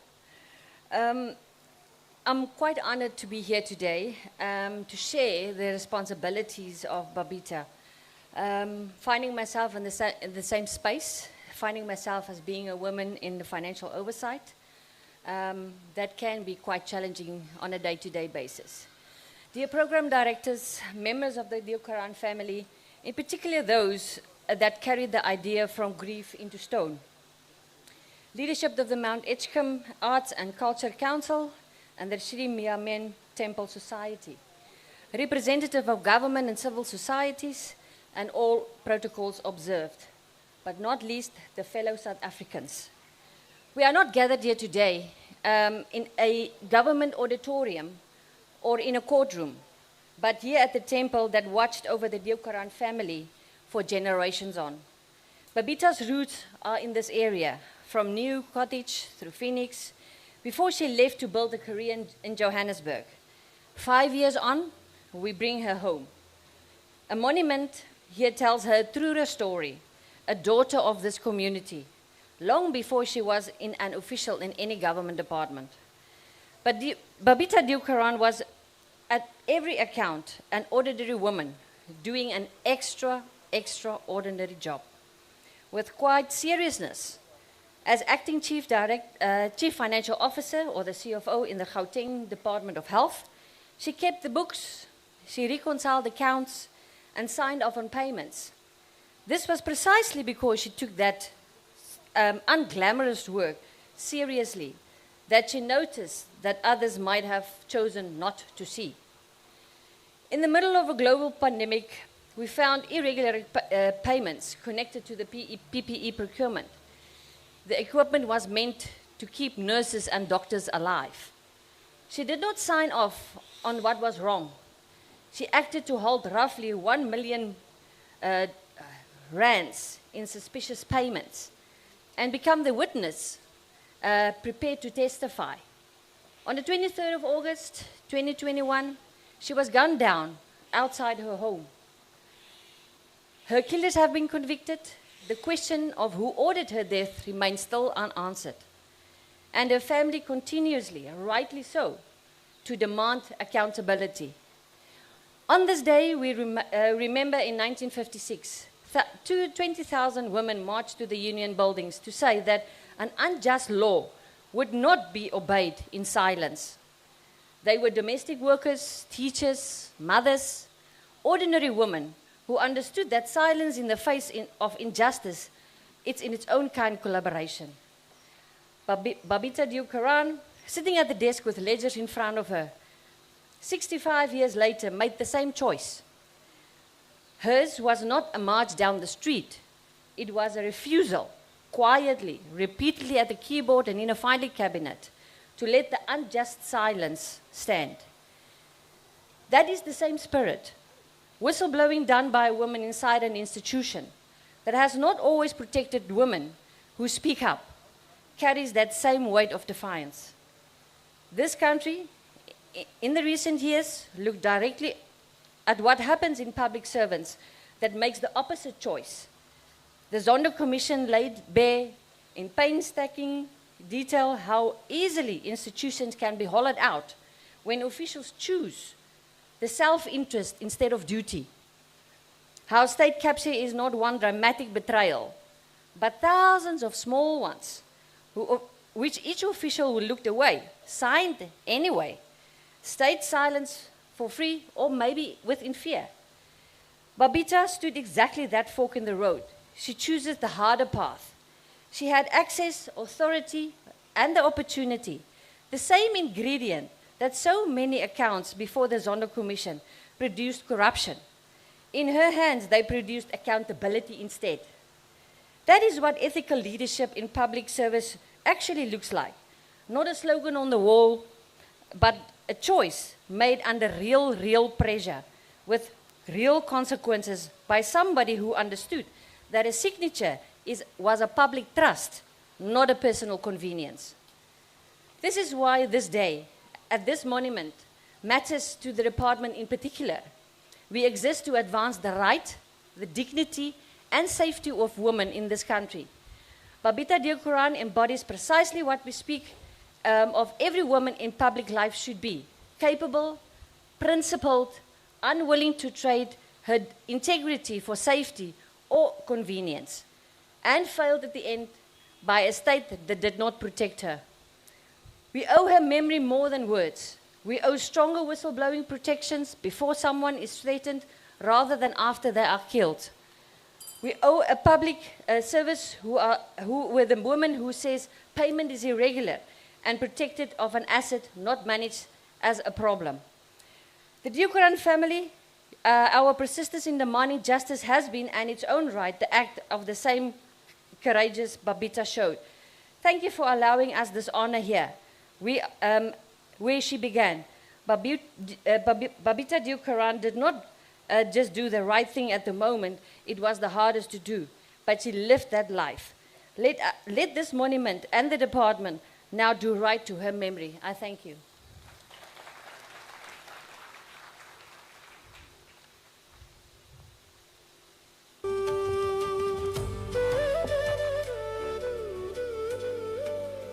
Thank you very much. Ladies and gentlemen, we invite on stage the Kumari Shiksha Dance Institute who will perform an item.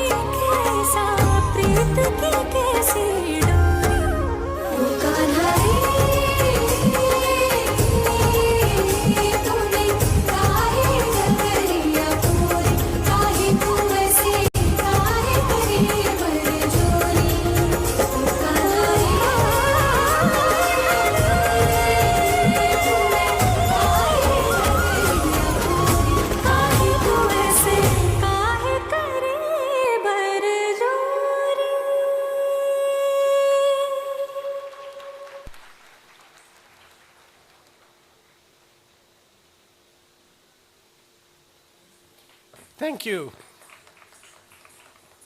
I think they deserve a bigger round of applause.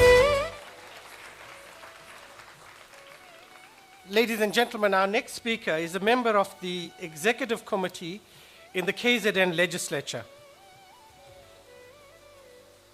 Let us welcome the Honorable Martin Meyer, MEC for Public Works and Infrastructure in KwaZulu-Natal.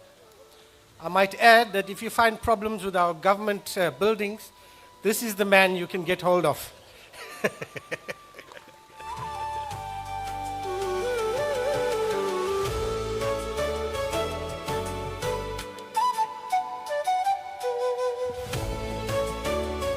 I don't know what I ever did against the program director, but well noted. Friends, I greet you on a day that we are reminded that South Africa belongs to all who live in it.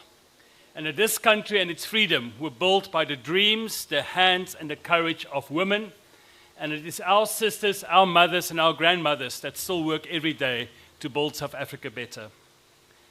And when we think of heroes, we picture brave warriors or powerful politicians. We picture police officers, firefighters, and doctors. Heroes are almost never portrayed as a woman behind a desk, pen in hand, doing her job. When we think of those who protect our democracy, we imagine parliamentarians or judges. We imagine members of our military. We do not imagine a civil servant arriving for work every day, believing that they are not simply there to do a job, but to serve the people of our beautiful country. But that changed on the 23rd of August, 2021. What happened on that day reminded us that the true heroes, the true defenders of our democracy, are people like Babita Deokaran. People who show up every day. People who refuse to look the other way when they see wrongdoing.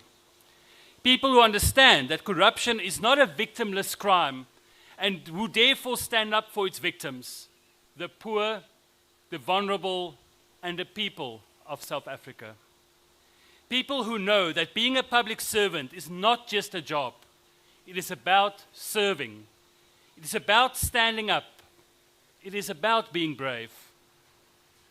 When we took over the Department of Public Works and Infrastructure just over 2 years ago, it was widely regarded as being one of the most corrupt departments in government. But I soon realized something very important. Yes, there were bad apples. There were people whose first question when they saw a new project was not, how can I make this work, but rather, how much money can I make from this? But they were not the majority. The overwhelming majority of our officials are good, honest people who simply want to come to work and do their jobs well. But when they saw wrongdoing, many chose to remain silent. Looking away was easier. Doing nothing causes less waves. For Babita, looking away was never an option. Doing nothing was never an option. She paid, and through her, her family paid the ultimate price for that courage. Yet what I've seen since her tragic passing has given me hope. Her sacrifice has not only reminded people of the cost of corruption, it has inspired more public servants to refuse to remain silent. If we are serious about defeating corruption in South Africa's public service, we need more than just stronger systems. We need a culture shift. We need to rediscover why we entered public service in the first place. We need to restore the conviction that doing the right thing is not extraordinary. It's our duty. It was because of Babita's courage that we resolved to focus on two priorities in our department: changing our organizational culture and strengthening the protection of whistleblowers. To achieve both, we did something that, to our knowledge, no government department has done before. We invited organizations that hold government to account, including OUTA, Corruption Watch, and others, into our department. We opened our books, we laid our anti-corruption processes on the table, and we asked them to help us be better.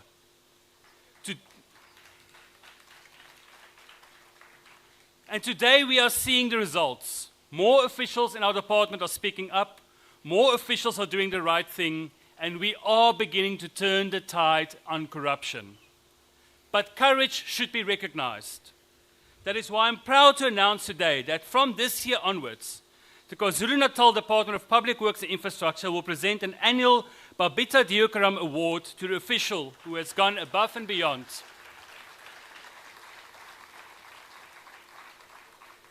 This award will go to the official who goes above and beyond in promoting ethical governance, integrity, and clean administration of our department, and will be honored with the support of the family to do this.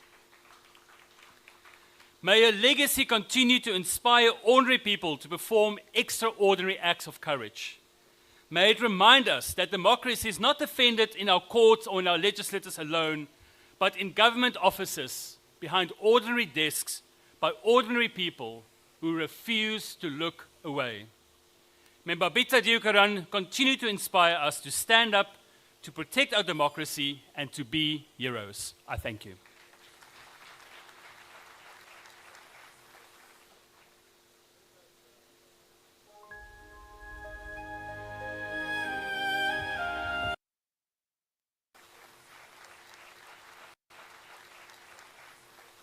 Lovely round of applause for what an amazing, amazing accolade to Babita to have that award nominated to members of staff in future. All right, ladies and gentlemen, we're very privileged this morning as well to have the Honorable Mr. Naren Singh, who is the Deputy Director of Forestry, Fishery and the Environment. So could you give him a lovely round of applause? The Deputy Minister. I have to stop wearing my glasses.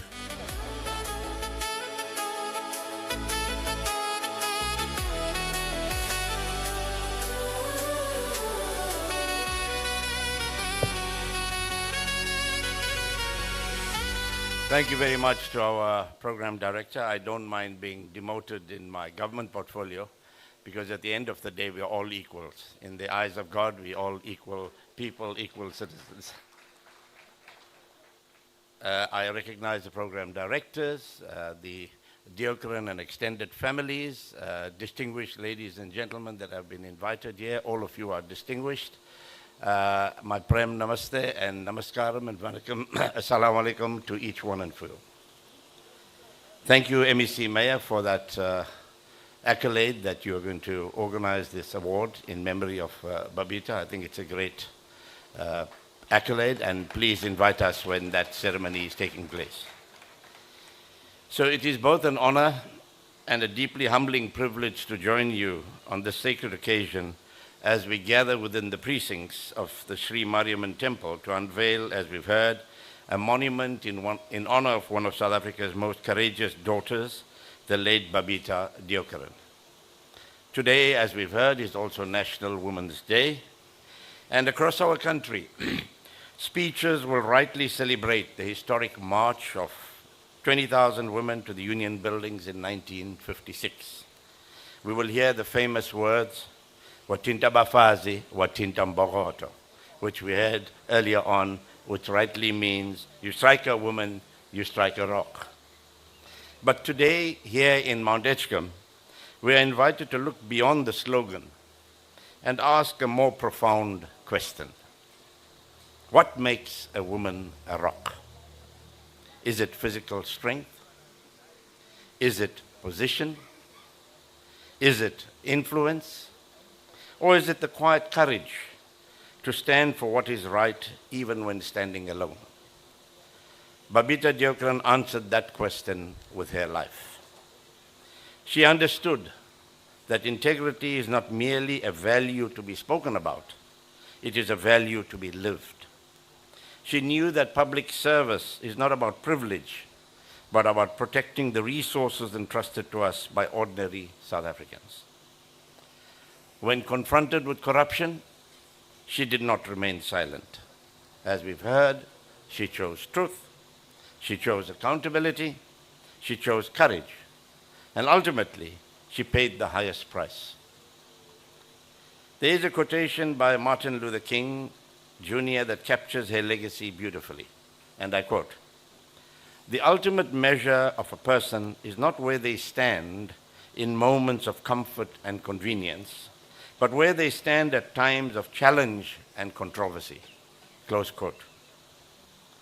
That is why her story belongs not only to her family, nor only to KwaZulu-Natal or Gauteng. Her story belongs to South Africa. There's a beautiful analogy that comes to mind today. In nature, there are certain trees whose roots continue to nourish the earth long after the tree itself has fallen. Though unseen, those roots give life to future generations. Babita's life is like those roots. Her physical presence may have been taken away from her family and from all of us, but the values she planted, honesty, courage, and public accountability, continue to nourish our democracy. Today, we do not merely unveil bronze and stone, as we've heard. We unveil a living reminder that conscience can never be assassinated. And I want to repeat that. We unveil a living reminder that conscience can never be assassinated. That's why I say to all my staff and everybody else when I speak, we must first look in the mirror. And you know who you see in the mirror. Ask that person what your conscience is all about.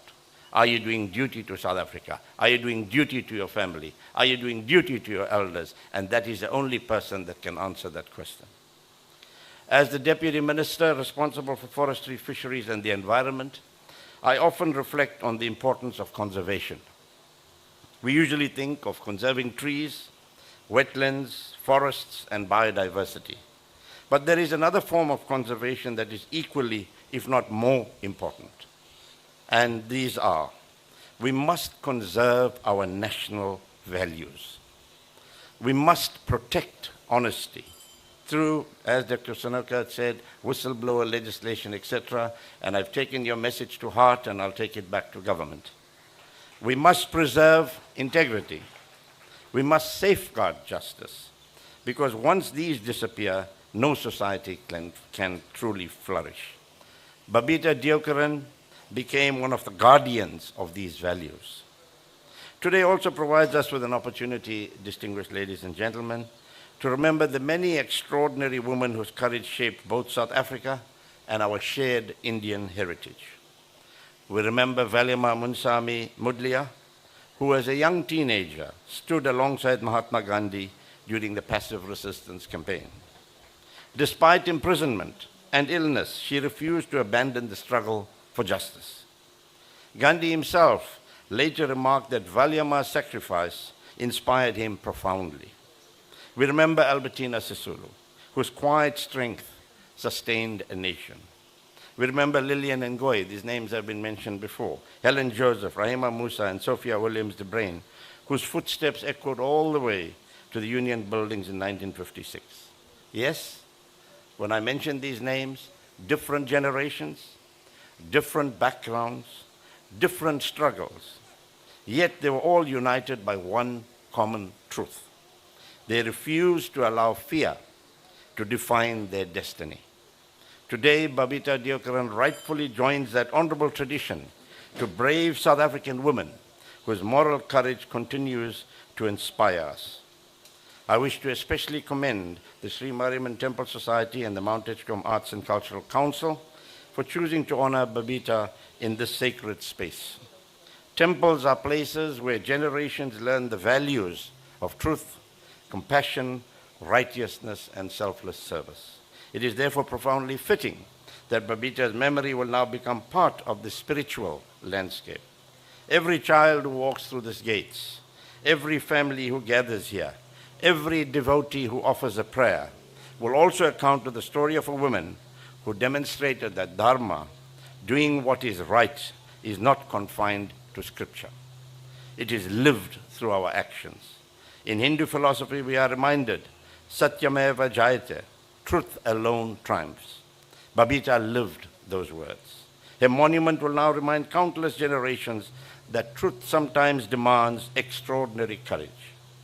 I am particularly encouraged that today's program also includes the awarding of bursaries to deserving learners. Well done, Mr. Seelan Archery, and your committee for that. There could be no finer tribute. Monuments preserve memory. Education creates the future. When we combine remembrance with opportunity, we ensure that Babita's legacy does not end with today's ceremony. It continues to the dreams of young South Africans who will one day become ethical public servants, professionals, community leaders, and nation builders. Ladies and gentlemen, the true measure of a monument is not its height, it is the height to which it lifts our conscience. If every person who passes this monument leaves asking, am I acting with integrity? Am I serving others with honesty? Would I stand for truth when it matters? Then Babita Deokaran will continue changing lives long after today.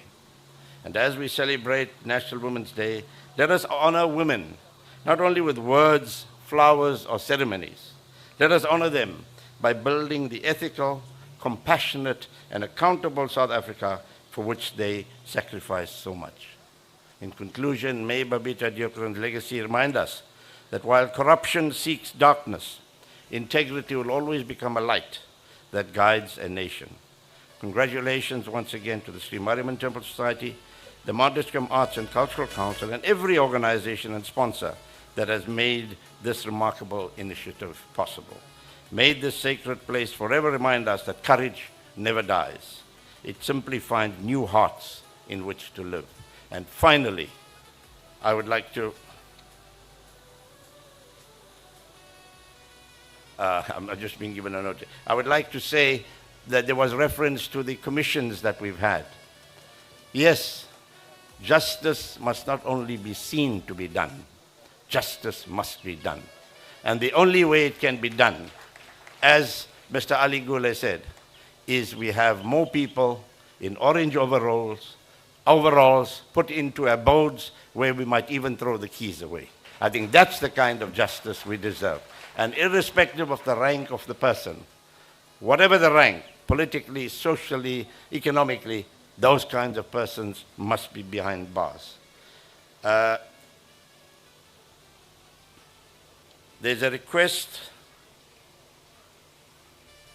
I will also request, I think that's coming from Mr. Ramlal, to request government to name a wing after Babita at Tembisa. I think she deserves, that's the least that she deserves. Thank you very much.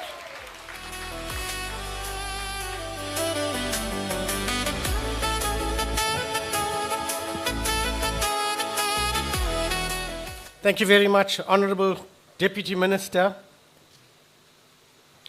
Her integrity and bravery continues to inspire our nation. Today's event on Women's Day is to honor the late Babita Deokaran,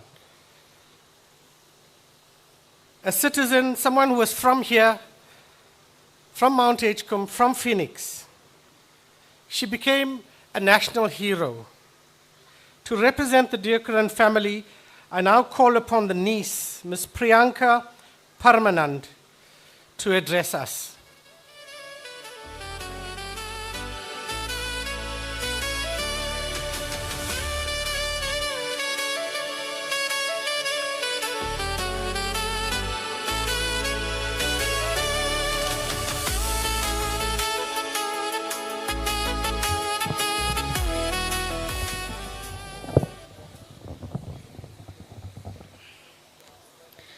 As the 23rd of August draw closer, we are filled with dreaded memories of that fateful Monday morning.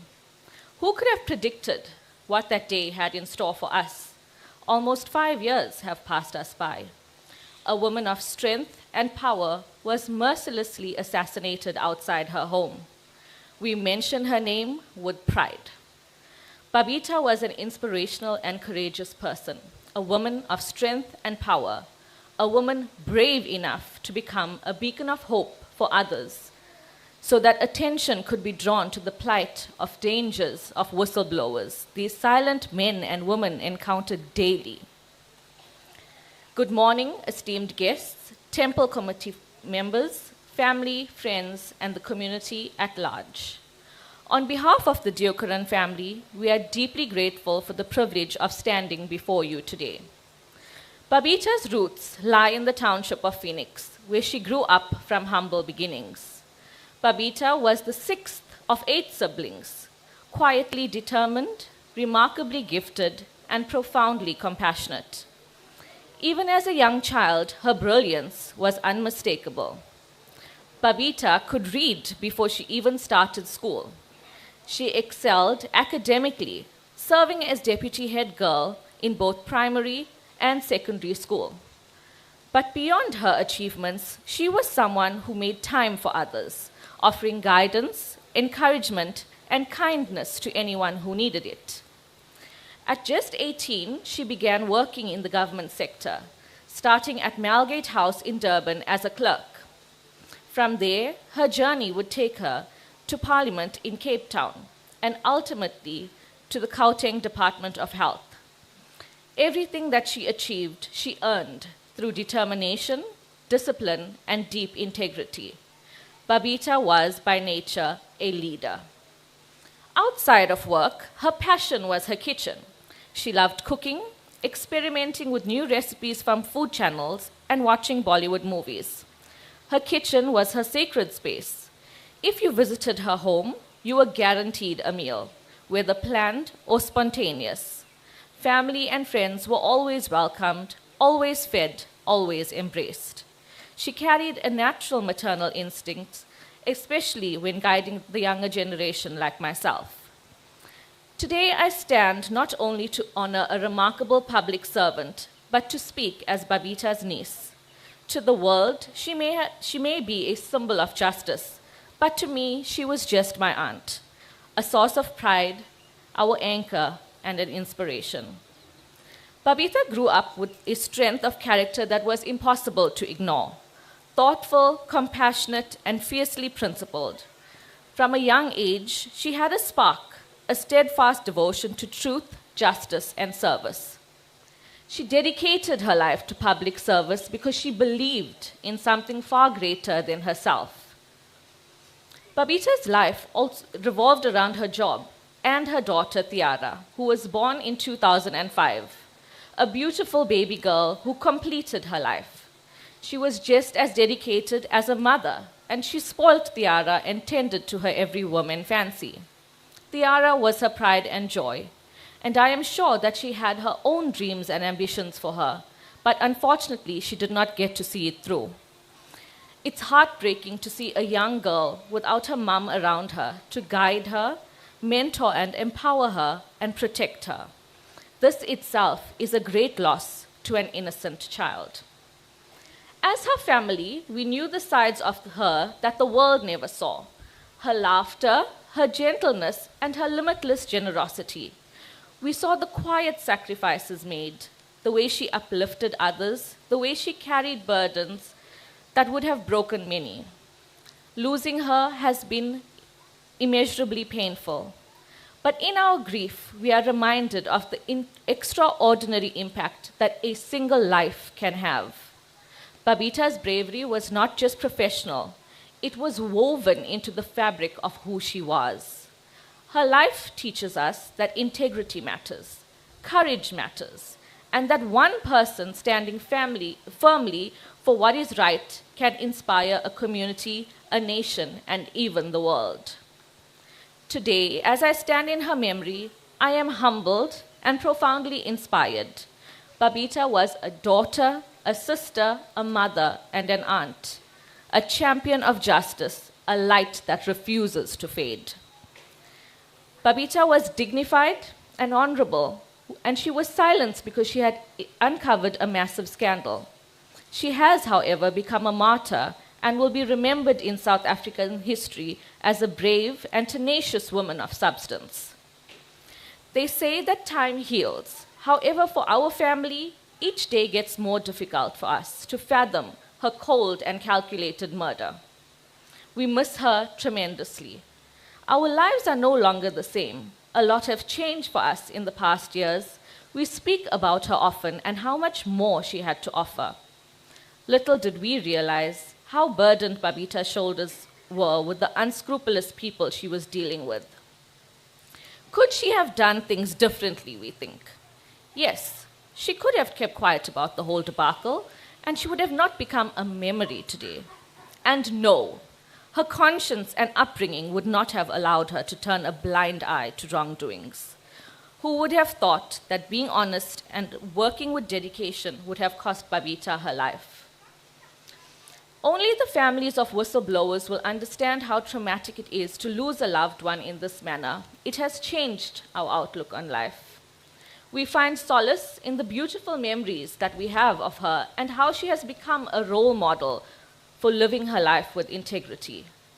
The love and support that we have received nationally from people of South Africa and worldwide has been immense. We are extremely grateful for that.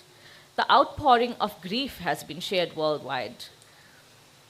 Finally, to members of the Sri Mariamman Temple Committee and the Arts and Culture Council, we are indebted to you for remembering her by bringing her back home to the soil where she belongs. This monument is a befitting gesture for her to be remembered and serves as a lasting reminder of her life and her legacy. This legacy will live on for generations to come. The family extends gratitude to every individual that has contributed in one way or another to this unveiling today.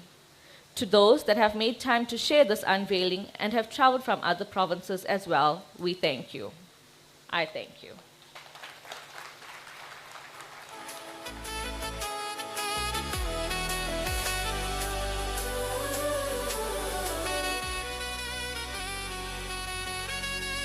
Thank you very much, Priyanka. Ladies and gentlemen, we acknowledge the arrival of the Honorable Mr. Tami Ntuli, the Premier of KZN. Our next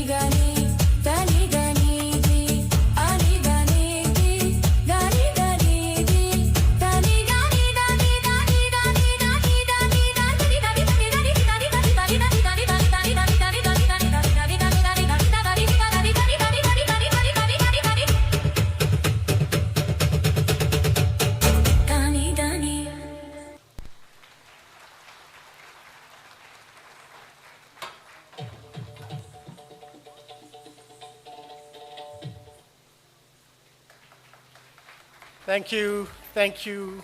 Wonderful. Ladies and gentlemen, I now call upon Ms. Karishma Rambali, the niece of Babita, who will also reflect on the life of her aunt. Is Karishma here?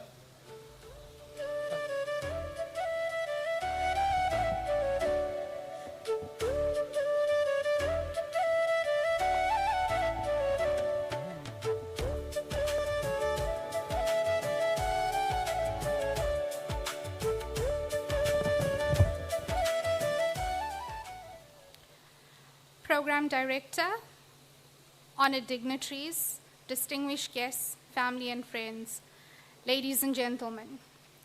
There are moments in life that you know will stay with you forever. Today is one of those moments. As I stand before you this morning, I do not stand here as an accountant or a professional or even as a speaker. I stand before you as a niece who loved her aunt and who still misses her.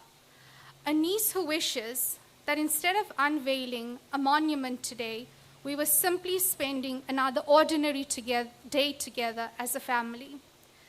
Because while South Africa remembers Babita Deokaran, today I remember my Aunt Babita, or Bata, as we fondly referred to her.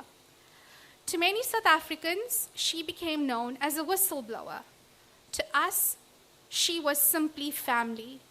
She was the aunt who celebrated birthdays with us, the aunt whose gentle smile made everyone feel welcome, and who's humble, kind, and was quietly generous, the aunt who never sought recognition. In fact, if she was standing here with us today, I think she would be embarrassed by all of this attention, because that's who she was. She didn't believe in being the center of attention. She believed in doing her job well, believed in serving others and doing what was right, even when no one was watching. This is the woman we love, we miss, and this is the woman we honor today. When people speak about my aunt, they often begin with the corruption she uncovered. But before we speak about that, I want to speak about why it mattered to her. Babita loved this country. She believed that public service was exactly that, service to the public.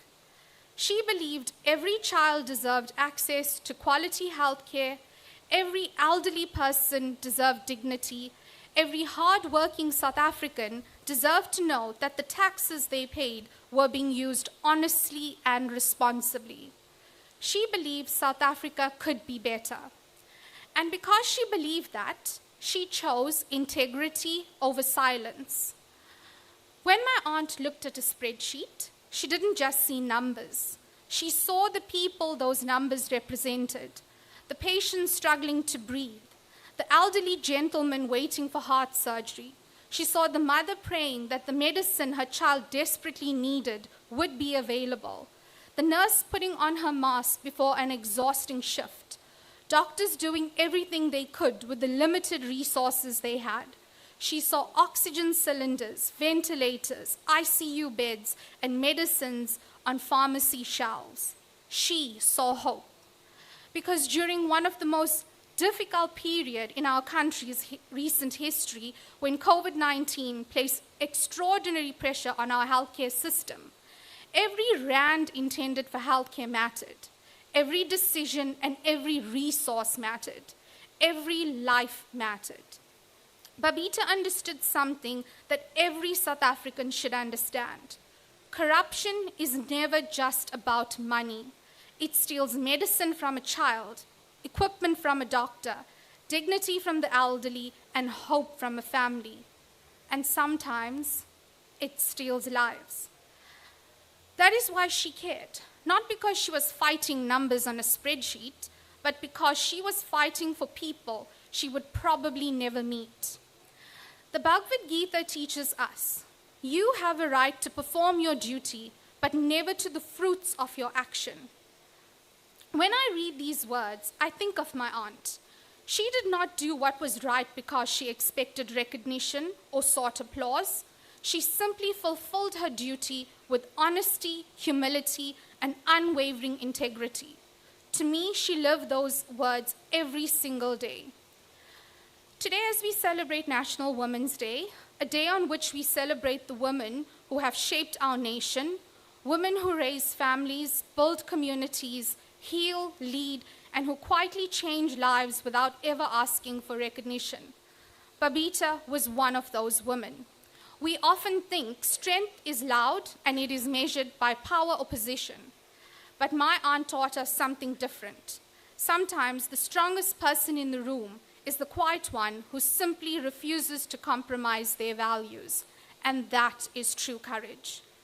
Today, as we unveil this beautiful monument, we honor Babita's courage, but we must also ask ourselves an important question. What does it truly mean to honor her? Is it just enough to remember her or to admire her? Or does honoring her require something more from us all? Because if another South African were to uncover corruption tomorrow, would they feel safe enough to speak? Or would they remember what happened to Babita and choose silence instead? That is the question every one of us should ask ourselves, because whistleblowers should never have to choose between doing what is right and staying alive. My family's greatest hope is that Babita's legacy becomes more than this monument. We hope it becomes a turning point where South Africa decides that no family should ever have to endure what ours has. No child should lose a mother because she chose honesty. No family should have to bury their loved one because she fulfilled her duty. No niece should stand at a podium almost 5 years later speaking about the aunt she wishes was still here. If there is one thing we hope comes from Babita's legacy, is that another family never has to experience this pain. That is why we continue to support the call for stronger protection for whistleblowers. Not because it will change what happened to my aunt. Nothing can do that. But because it may save the next person. We have seen conversations about improving whistleblower protection, and we welcome those efforts. But conversations alone cannot protect courageous people. Laws must become action. Policies must become protection, and promises must become a reality. People who act in the public interest deserve to know that when they stand up for the truth, their country will stand with them. Because protecting whistleblowers is not about protecting individuals. It is about protecting every patient who relies on a public hospital, every learner in a public school, and every taxpayer who expects honesty. A few months ago, I had a conversation with my daughter. She is 14 years old and is choosing her subjects for grade 10. Like many teenagers, she was thinking about the future. She has always insisted that she didn't want to follow in her parents' footsteps into boarding finance. But as we spoke, she realized she enjoys working with numbers. So I smiled and I said, you know, there are some new and incredible careers today in the financial sector. You could become a forensic accountant or auditor, uncover fraud, and make a real difference. She looked at me, and without hesitation, she said, Mom, do you want me to end up like Bata Nani? I have replayed those words in my mind countless times. As a mother, they broke my heart. Not because she doubted whether her Bata Nani had done the right thing. She never doubted that. What frightened her was that at just 14 years old, she had already learned that in South Africa, doing the right thing can be dangerous. No child should grow up believing that honesty comes at the cost of your life. That is the lesson we should be teaching our children. That is not the lesson we should be teaching our children. The lesson should be that integrity, courage, and truth matters, and that when good people choose to do the right thing, their country will protect them. To the youth here today, please don't lose faith in honesty and don't let fear silence your conscience. South Africa needs young people who will ask difficult questions and who will lead with integrity. Babita reminds us that one person really can make a difference. And if we build a country that protects those people, imagine what we could achieve together. As we celebrate Women's Day today, let us honor every woman who serves quietly, every woman who leads with integrity, and every woman who chooses courage over comfort. Before I close, I would like to say thank you to every person who has stood beside our family over the past 5 years, to those who have pursued the truth and who continue to believe that justice matters. Thank you. Your support has reminded us that we have never walked this journey alone. Our hope remains unchanged that the truth will continue to come to light, that those responsible will be held accountable through our justice system, and that my aunt's legacy will help build a South Africa where honesty is protected and not punished. As we stand here today before the unveiling of this monument, I don't want us to see only the public figure that South Africa came to know. I want us to remember the women behind the headlines. I remember my aunt, the smile and laughter we miss, the conversations we wish we could still have, and the woman who loved her family, the woman who served her country, who taught us through the way she lived her life that integrity is not something you simply talk about, it is something you live. Today we honor her memory, tomorrow let us honor her example. Babita showed us that what one courageous person could do. Imagine what millions of courageous South Africans could do. May God bless our beautiful country, and may Babita's courage continue to inspire us all. Thank you.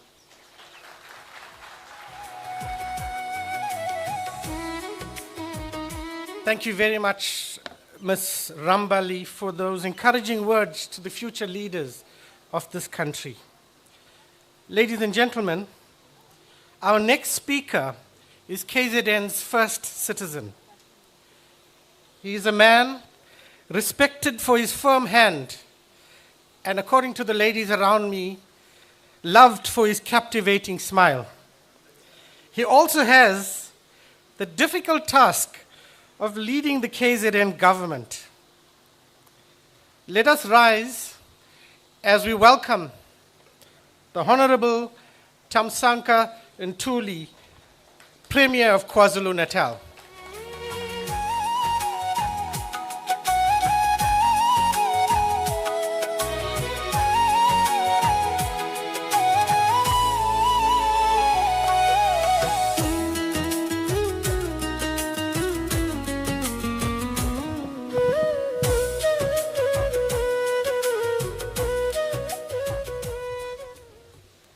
Thank you very much to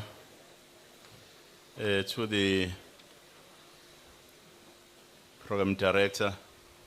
Well, I did not know anything about the smile.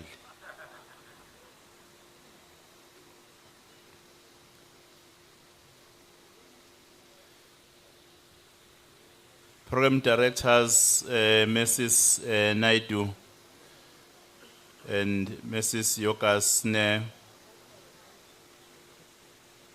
members of the Deokaran family, Honorable Naren Singh, the Deputy Minister of Forestry, Fisheries and the Environment, Honorable Martin Mayer, MEC for Public Works and Infrastructure, the Consul General, Mr.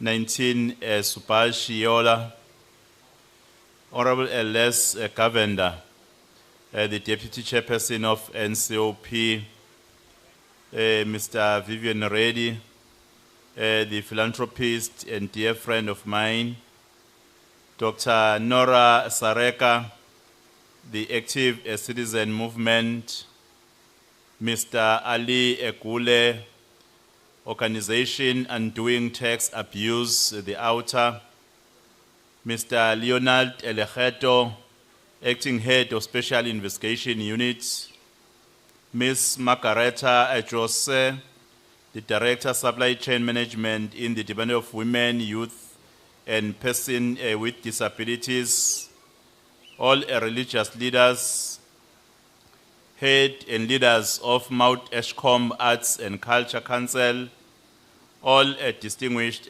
guests present, members of the media, and ladies and gentlemen, I wish to upfront apologize if in my acknowledgement list I might have omitted people that I had wished to acknowledge.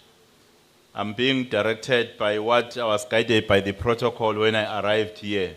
Otherwise, you are all important. I see my friend seated here and many. And number two, an apology that I could not be with you in the beginning of this very important program because today the government of KwaZulu-Natal is commemorating the Women's Day and the Women's Month in Ekpo. So I had to start there in the morning to address that very important occasion. But I felt I could not apologize in this one. This one really is at the center of my heart. That is why I had to force myself to be here.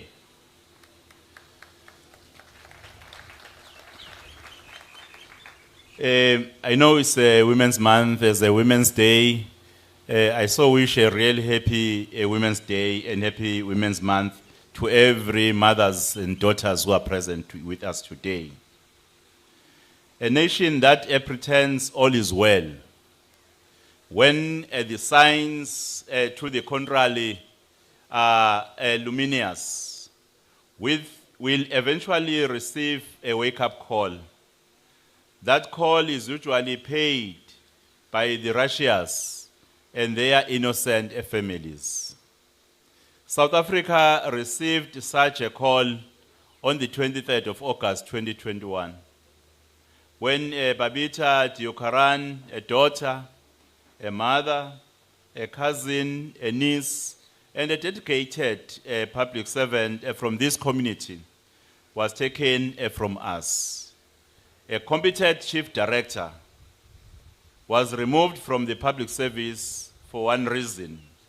She raised the alarm. What she flagged as wrongdoing was later confirmed as fact in the looting uncovered at Tembisa Hospital.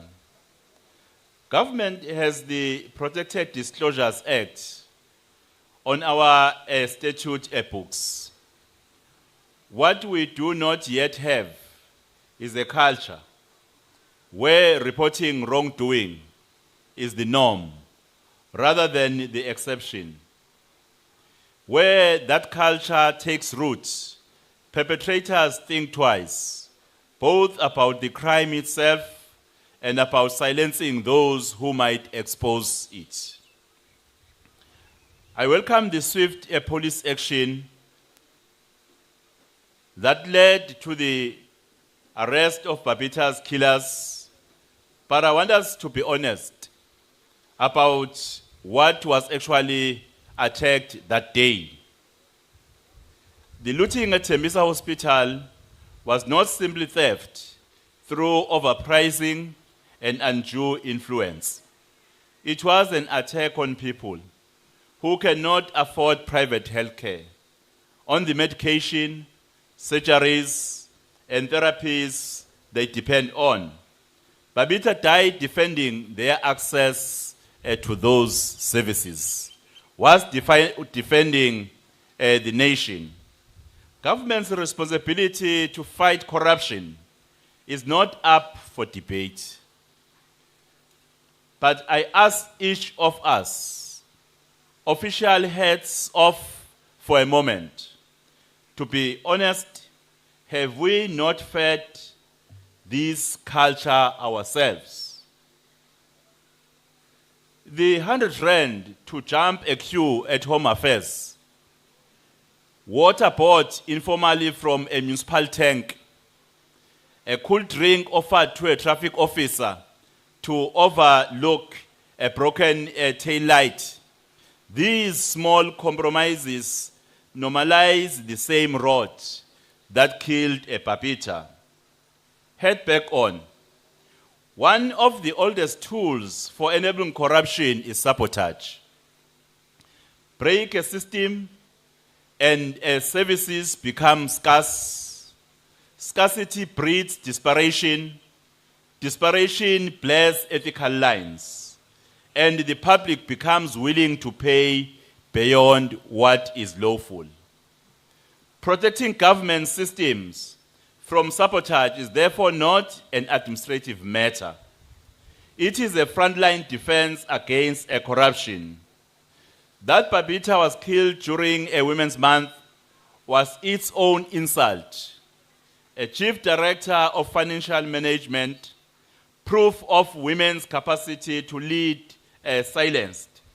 Her death stands in a long line of attacks on women who gave more to this country than it gave them.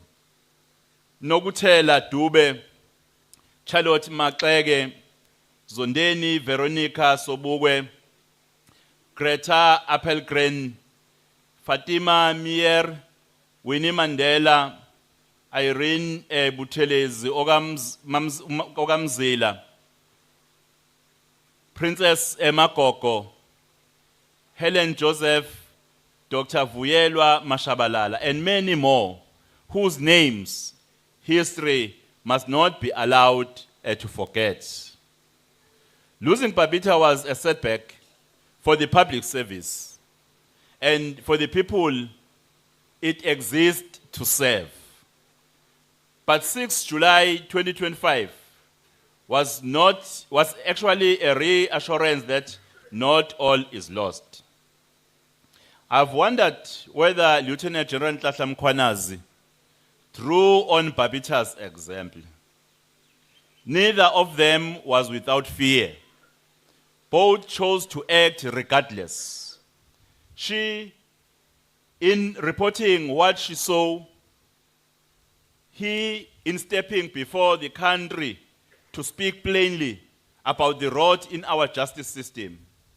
Through that bravery, we now have the beginnings of an accurate diagnosis, and with it, the possibility of real treatment. I believe a longer Madlanga Commission will help us see even more clearly. This country needs more Babitas, more Mkhwanazis, and more people like many, and like the Home Affairs Auditor who survived 2 assassination attempts. It needs more public servants who love this country more than they fear the cost of defending it. The freedom this country fought for was meant to be delivered through healthcare, a social safety network, functioning municipal services, and quality education. None of that is compatible with corruption. Babita's example places a duty on all of us, not on government alone. This memorial cannot be left to stand for us. Every South African of goodwill, inside and outside of public office, carries the same responsibility she carried: to notice, to speak, and to refuse to look away. Asambe, let us walk this road together, because a country is only as safe as the number of its citizens who are willing to stand up for it. Standing up means naming what we are up against without flinching. It means political parties that shield looters behind party discipline instead of expelling them. It means individual politicians who treat public office as a private property. And it means people who wear the title of business person while their real trade is the capture of public funds meant for hospitals, schools, and municipal services. These are not abstract enemies. They live among us, and in some cases, they sit among us. So to every South African of goodwill, stand up, refuse the bribe, Refuse the shortcut. Refuse the silence. Report what you see. As Babita did, protect one another as this community continues to protect her memory. Let her name be more than a memorial. Let it be a standard we hold ourselves to until honesty is no longer an act of bravery, but simply how we live. Let this memorial live beyond its physical structure. Let us carry her into our own conduct so that she may finally rest. To Babita's family, no words undo this loss. What I can offer is this: her courage has written your family's name permanently into this country's history.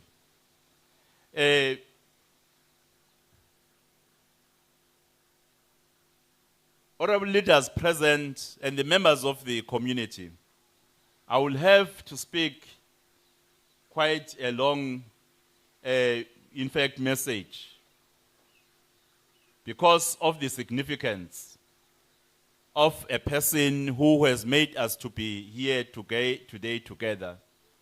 But after listening to the very eloquent young women who were speaking before me, really I said, women are special. They are diligent. I could not imagine a level higher than their presentation before me. Hence, I decide not to be longer than what they have communicated. But thank you very much. As the government of KwaZulu-Natal, we really stand with you. The community, the family, we stand with you. And we recognize the role played by one of our own, Babita, a special woman of our lifetime. And I'm quite very happy about the way women are playing their role during our lifetime. Women are occupying now the leadership seats in our province. You talk about the Speaker of the Legislature is a woman, Deputy Speaker, Chair of Chair is a woman, the Director General is a woman, the Public Protector is a woman, AG of South Africa is a woman. Women are indeed shaping the future of our country. And it is their season. It's the season for the women to lead, not to be led. It's the season for the women to stand together and grow together and take charge in shaping the future of our nation. Thank you very much to all mothers and daughters who are playing that important role. Thank you.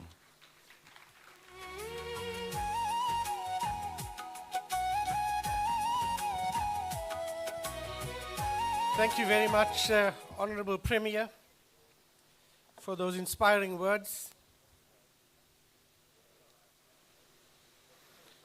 Ladies and gentlemen, we have come to the end of our formal speakers for the day. We will now be doing a few presentations. The first is the Tambuti wood carving presentation. The Singh family of Kwadukuza have decades-long history of producing expertly crafted furniture and carvings of Tambuti. The family has presented handmade Tambuti furniture to members of the British royal family and other global figures. Today, in honor of Babita, the family will present a wood carving to the Deokaran family. We call on the Honorable Naren Singh, Deputy Minister, and Mr. Roy Sukhdev and Ms. Ashni Maharaj to come and do the presentation. And of course, we will need the family members who are receiving the Tambuti wood carving.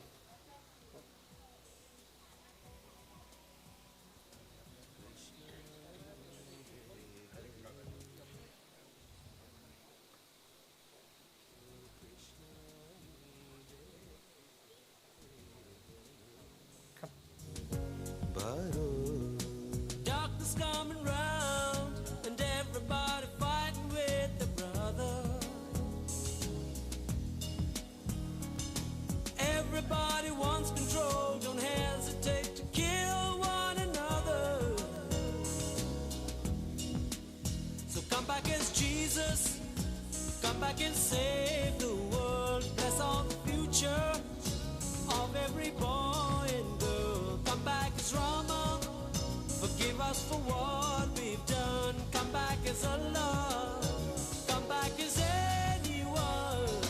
Krishna ni begane, Baro Krishna. Thank you. Take some photos.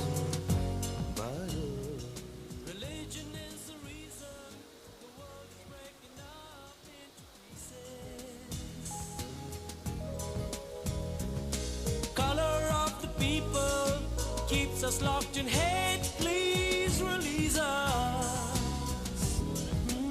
Thank you very much. Help us save all the little ones. They need a teacher, and you are the only one we can rely on to build a better world. A world that's for children, a world that's for everyone. Krishna ni begane. Ladies and gentlemen, we would at this juncture like to thank you for being such a gracious audience. And just to let you know that we're almost at the end of our program. I know that you have been here all morning and you're probably very hungry. And if you know the hospitality of the Mariamman Temple, they always serve the best cuisine. So just hang in there, lunch is on its way. Just a reminder and an acknowledgement as well. For those of you that are seated here, you may not know that there are at least 1,000 people on the ground behind us that are watching on a large screen. So a very, very big thank you to them as well for having made the sacrifice. They're out in the sun, but they have been a most gracious audience as well. So thank you to them. We are now going to move on to another presentation. And this is by a wonderful, this is a book entitled The Phoenix. And it's being presented by Dr. Kublal and Ms. Nirmala too. And they've asked us to kindly mention that this book is to commemorate 50 years of Phoenix. So Phoenix has turned 50. I think a lovely round of applause for that. And the book is a celebration of that. Dr. Kublal is a board member of the Child Welfare for South Africa in KZN. And he is also a founder member of the Phoenix Child Welfare. And of course, we've mentioned earlier that Mrs. Nirmala Tool is currently a principal. So the book is being presented to the Deokaran family on behalf of the Phoenix community, as well as the citizens of South Africa.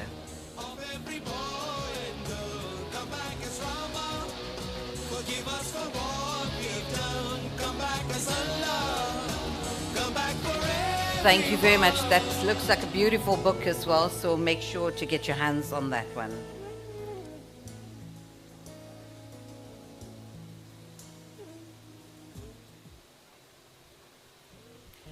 Mr. Selvin Pele Chetty is going to now present, call on the next presentation. Okay. Thank you. Mr. Nanda Suben is an internationally acclaimed cartoonist, a veteran in his own field.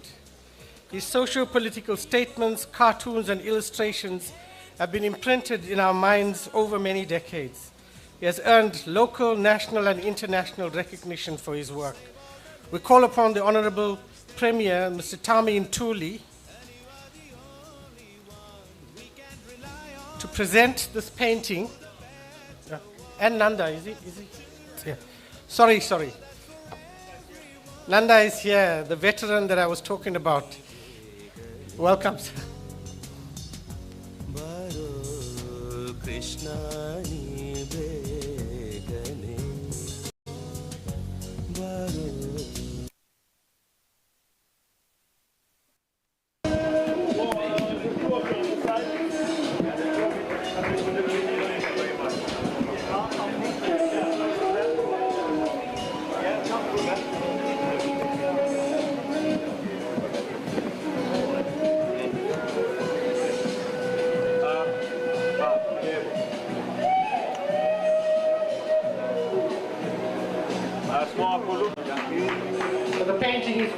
led by Mr. Subin and Mr. Ms. Yashoda Ramkisuri.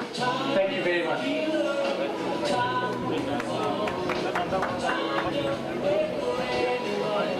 Wow, thank you very much. That's an absolutely beautiful painting. All right, ladies and gentlemen, it's my pleasure now to introduce you to the ex-principal of Hopeful Primary, a school here in Phoenix, and Mr. Benny Maestri and Mr. Roy Sukhdev are going to explain to you how the schools were involved in the program.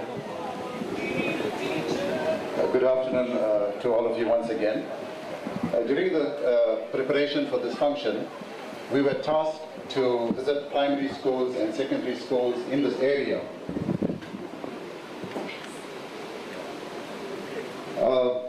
Let me just say to you that Babita grew up in this area. She went to Green Heights Primary, and we're happy that the principal of Green Heights Primary is here. After finishing her primary school, she went to Daleview Secondary, where we taught her from grade 8 to grade 12.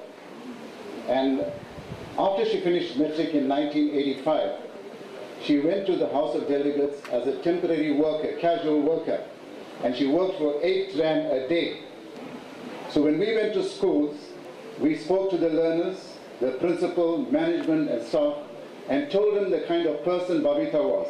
She was hardworking, sincere, committed, and from a bottom, she went right to the top. And we went and told the principals and the staff and the children, we would like another Babita coming up from this community. So today we have learners from secondary schools and primary schools. They're going to share something that they like to share with you.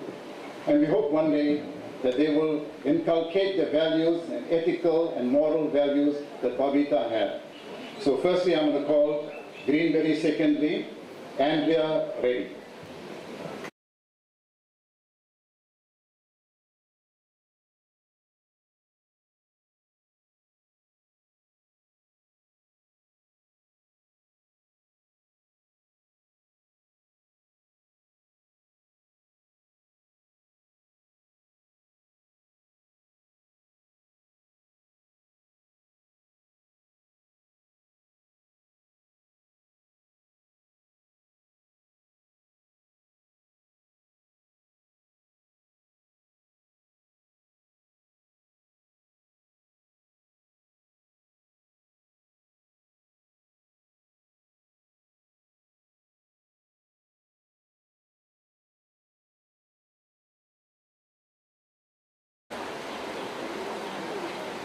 I am Winnie Mandela. The struggle in my life, I will continue fighting for justice. Thank you. Mount Edgecombe Private, Ashton Hammond.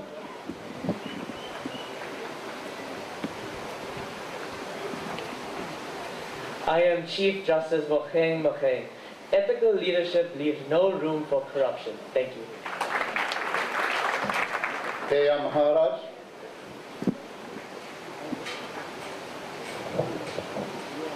I am Fatima Mir. Regardless of how many years we have spent in this life, we must get up and shout. Marilani Maharaj. She served with integrity, let justice honor her sacrifice. You have the smallest children now. Greenberry Primary, Ryan Ramaraj. I am Mandela. Education is the most powerful weapon you can use to change the world. Aaron Modley. I am Babita. Always stand for truth, honesty, and integrity. Thank you. Hopeful Primary, Dia Dwarika.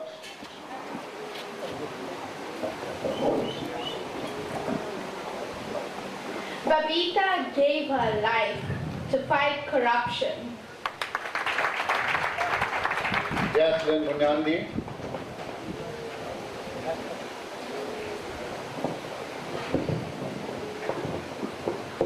Hatred, revenge, these are negative emotions.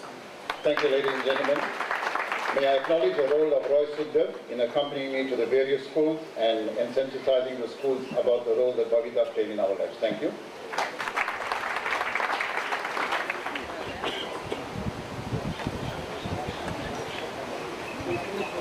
Ladies and gentlemen, I will now call upon the following people for the official photograph and the subsequent unveiling. The Deokaran siblings and Uncle Billy. The Deokaran siblings and Uncle Billy. The Honorable Premier, Tommy Ntuli. The Honorable Deputy Minister, Mr. Narayan Singh. Not too close. The Honorable MEC Martin Mayer. And Indian Consul General. Mr. Lace Governor and Mr. Ravi Pillai. Please come up. We'll be garlanded by Rekha Ramlal and Yashoda Ramkishore from the MECs.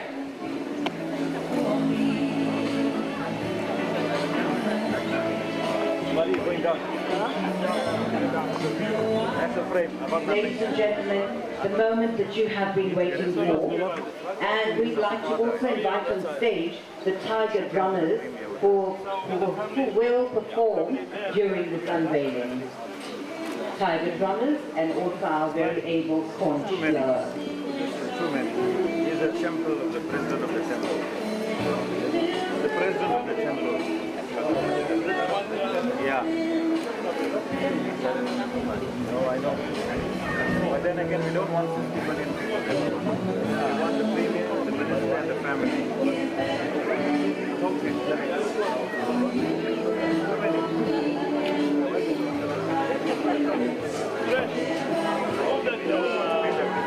There's no space. Leave it there, photograph.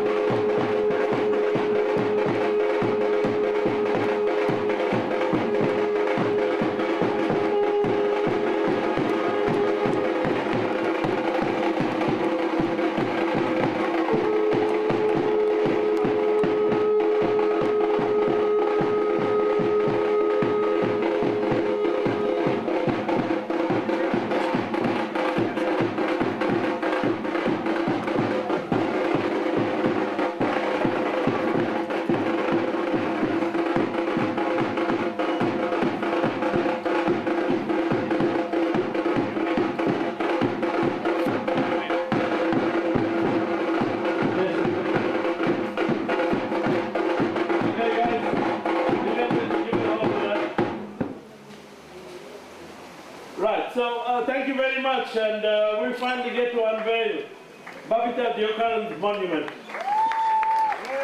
A big thank you to the family, a big thank you to the Premier, and all our guests that are here today. And so the bust reads, or the plaque reads, Babita Deokaran, born 30th 11th 1968, and passed away on the 23rd of August 2021. A fiercely dedicated Chief Director in the Gauteng Department of Health who exposed fraud and corruption. She spoke truth when silence was easier. A true patriot of the South African soil. Unveiled by, and of course, through this very difficult time, her daughter is not with us, Tiara Deokaran, but the following people are here today, and we'd like some of them to come up on stage if you are sitting in the audience. But the first one is Meera Mangali, the sister, Suresh Deokaran, brother, Shamila Hariprasad, sister, Charlene Ramgulam, sister, Sunil Deokaran, brother, Rakesh Deokaran, brother, Renu Williams, sister, and of course we have our Honorable Premier, Tavin Tuli, we have Honorable Narayan Singh, the Deputy Minister, and we have the Honorable Martin Mayor, the MEC for Public Works in KwaZulu-Natal, the Honorable Nitin Subhashiola, Consul General of India, Durban, Mr. Dion Almogul, Ali Gule from OUTA, Mr. Leonard Leheto, the acting head of the SIU, Nishan Bolton, Ahmed Kathrada Foundation, and the sponsors for this particular monument. I would like them to come forward as well, and we will set up the photographs as we go forward.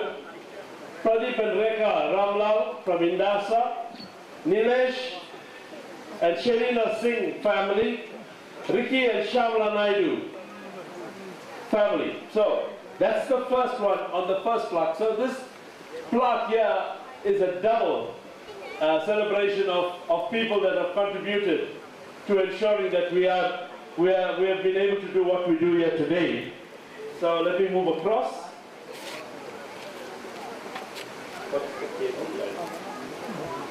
And so on the second side of the monument, we have Babita Deokaran, date of birth, date of death, as a memorial plaque, unveiled by, and Premier, Mr. Singh, we won't be able to succeed if we didn't have the people around us. So it's never about me, it's always about us. And so it is important, the Deokaran family, that all these people we also thank when we pay tribute to this wonderful soul. Morgan Modley from the Sri Monument Temple. Dr. Pravina Sukraj Ilai is not here today, but she sends a representative. That's the Department of Women, Youth and Persons with Disabilities. Dane Ramsuran, a member of our trust. Neela Pillai, who's been here for over 45 years from the Temple Society. Ambi and Moses Chetty. Molly Madhuri Muthu. Ashley Maharaj. Nirmal Atul, the chairperson that is now very popular and famous in our functions. Yashoda Rakisun, Deputy Chair of the Monastery Arts and Cultural Council. Sharon Naidu, our Secretary of the Council. Vaneshri Naidu, our Treasurer of the Council. Ricky Naidu family. Ricky is not here because his daughter is getting married today. But the other famous Naidu is Dinesh Naidu. You see his name on that huge banner up there. So Dinesh Naidu, Jayawa family, Prega Governor family, Rama Pillai, Krish Naidu, Pramila Bhusan, and Dennis Padiachi. I want to thank everybody for having contributed to this function and making it a huge success. As I said this morning, maybe with mixed emotions, because for the family, this is a bit of everything. And we're still waiting, Premier, for the perpetrators to be brought to justice. So, in terms of the photograph that we will take now, we're going to do it at 5 at a time. So the family will take the photograph with the Premier, and then the next one is with the our Deputy Minister. The next one is with Les Governor. The next one is with the Ahmed Kathrada Foundation. We can't put every one of you in one big photograph. It won't be accepted in the media. But if we want to have one big gumba, we can do that as well. Right, so can we space ourselves up for the photographs? And we'd have to give way to those cameras so that they can capture what we are doing. There's lots of visitors that came from Johannesburg. We respect that and we appreciate you coming. There's people that have come from Free State and from other provinces. Thank you very much. So let's get the family in first with the Premier and then we'll follow.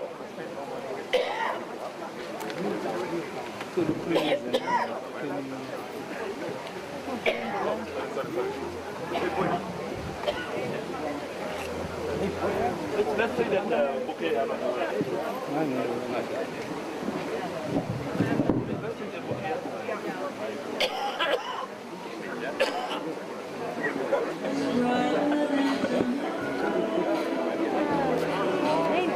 Put her in between because you're blocking the bus. Not all. Yeah, okay, let's give them some space. Other sister. Yeah. You might because you're tall. Get on. Bye, Premier.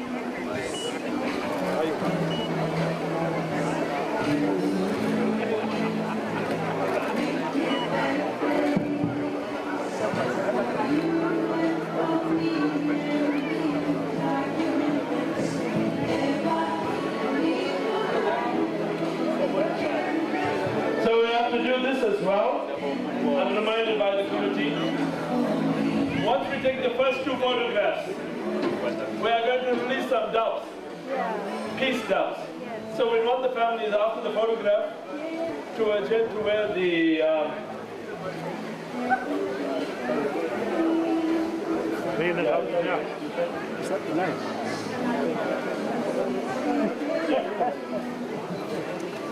So Roy, are you ready to with the dove?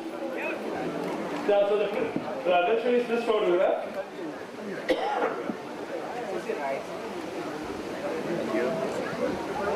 Thank you.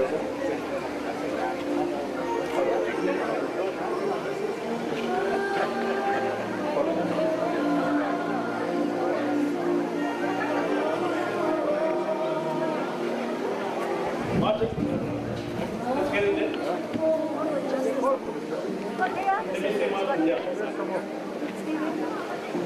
He made a very excellent tradition of honoring Babita Deokaran Premier.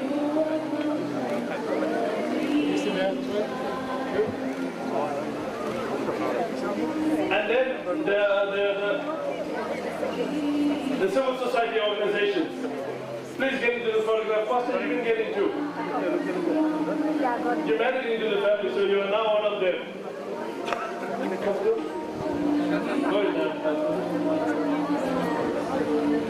So can the civil society organizations that were present come forward?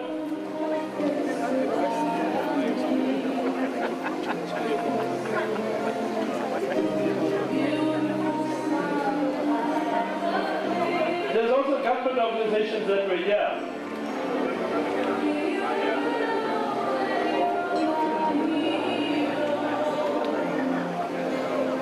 The SIU,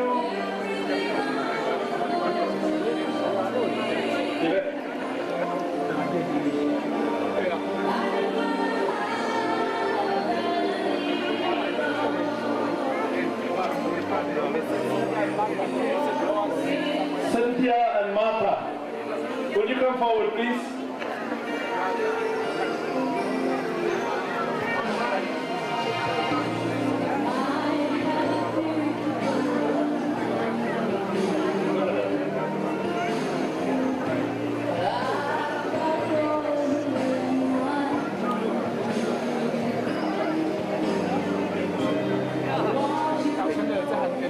Right, so let me tell you what we're going to do after this photograph.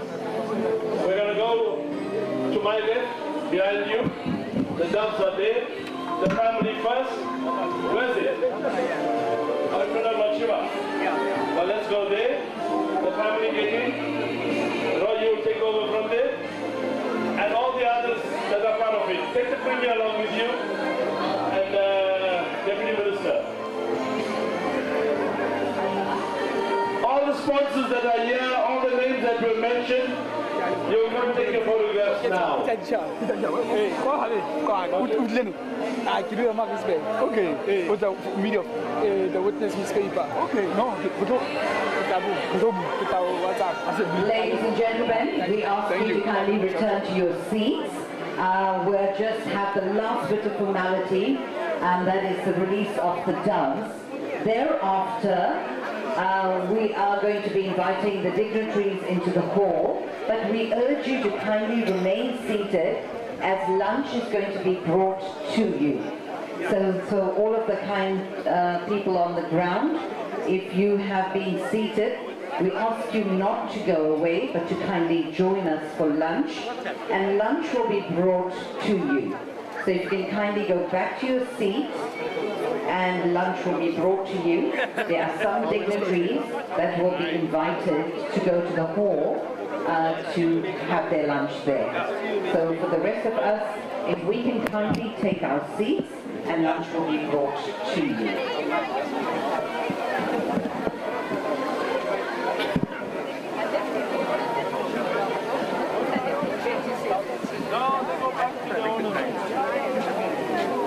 All right, just a reminder again, immediate dignitaries to make their way for the release of the dove. And the rest of us, we can kindly take our seats, and lunch will be served in the next 10 minutes.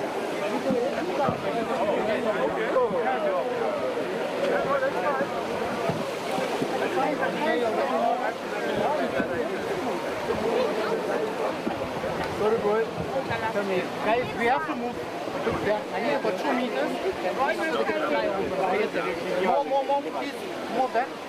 More back. You can go more back. Once it's open, you're going to fly into it. Just stand back. No problem. The gun's going to blow into your face. I'm going to be on the set to tell you when I count it down. Photos, guys. All right, we're ready. Right, ready? Yeah. Wait for the Premier. We ready, guys? 3, 2, 1. Pick up. Pick up all the way. Thank you. Thank you. Thank you.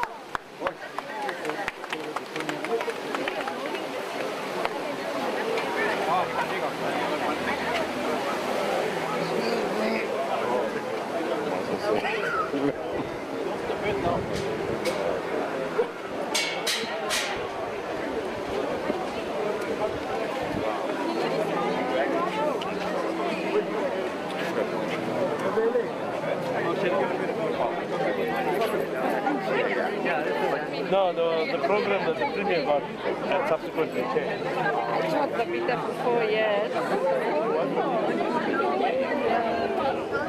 Right.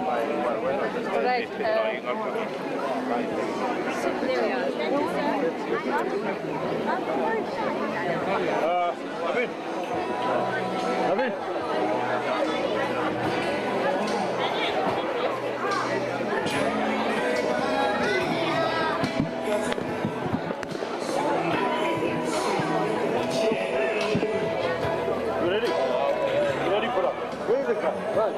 This guy. Way down there. I want to talk to you.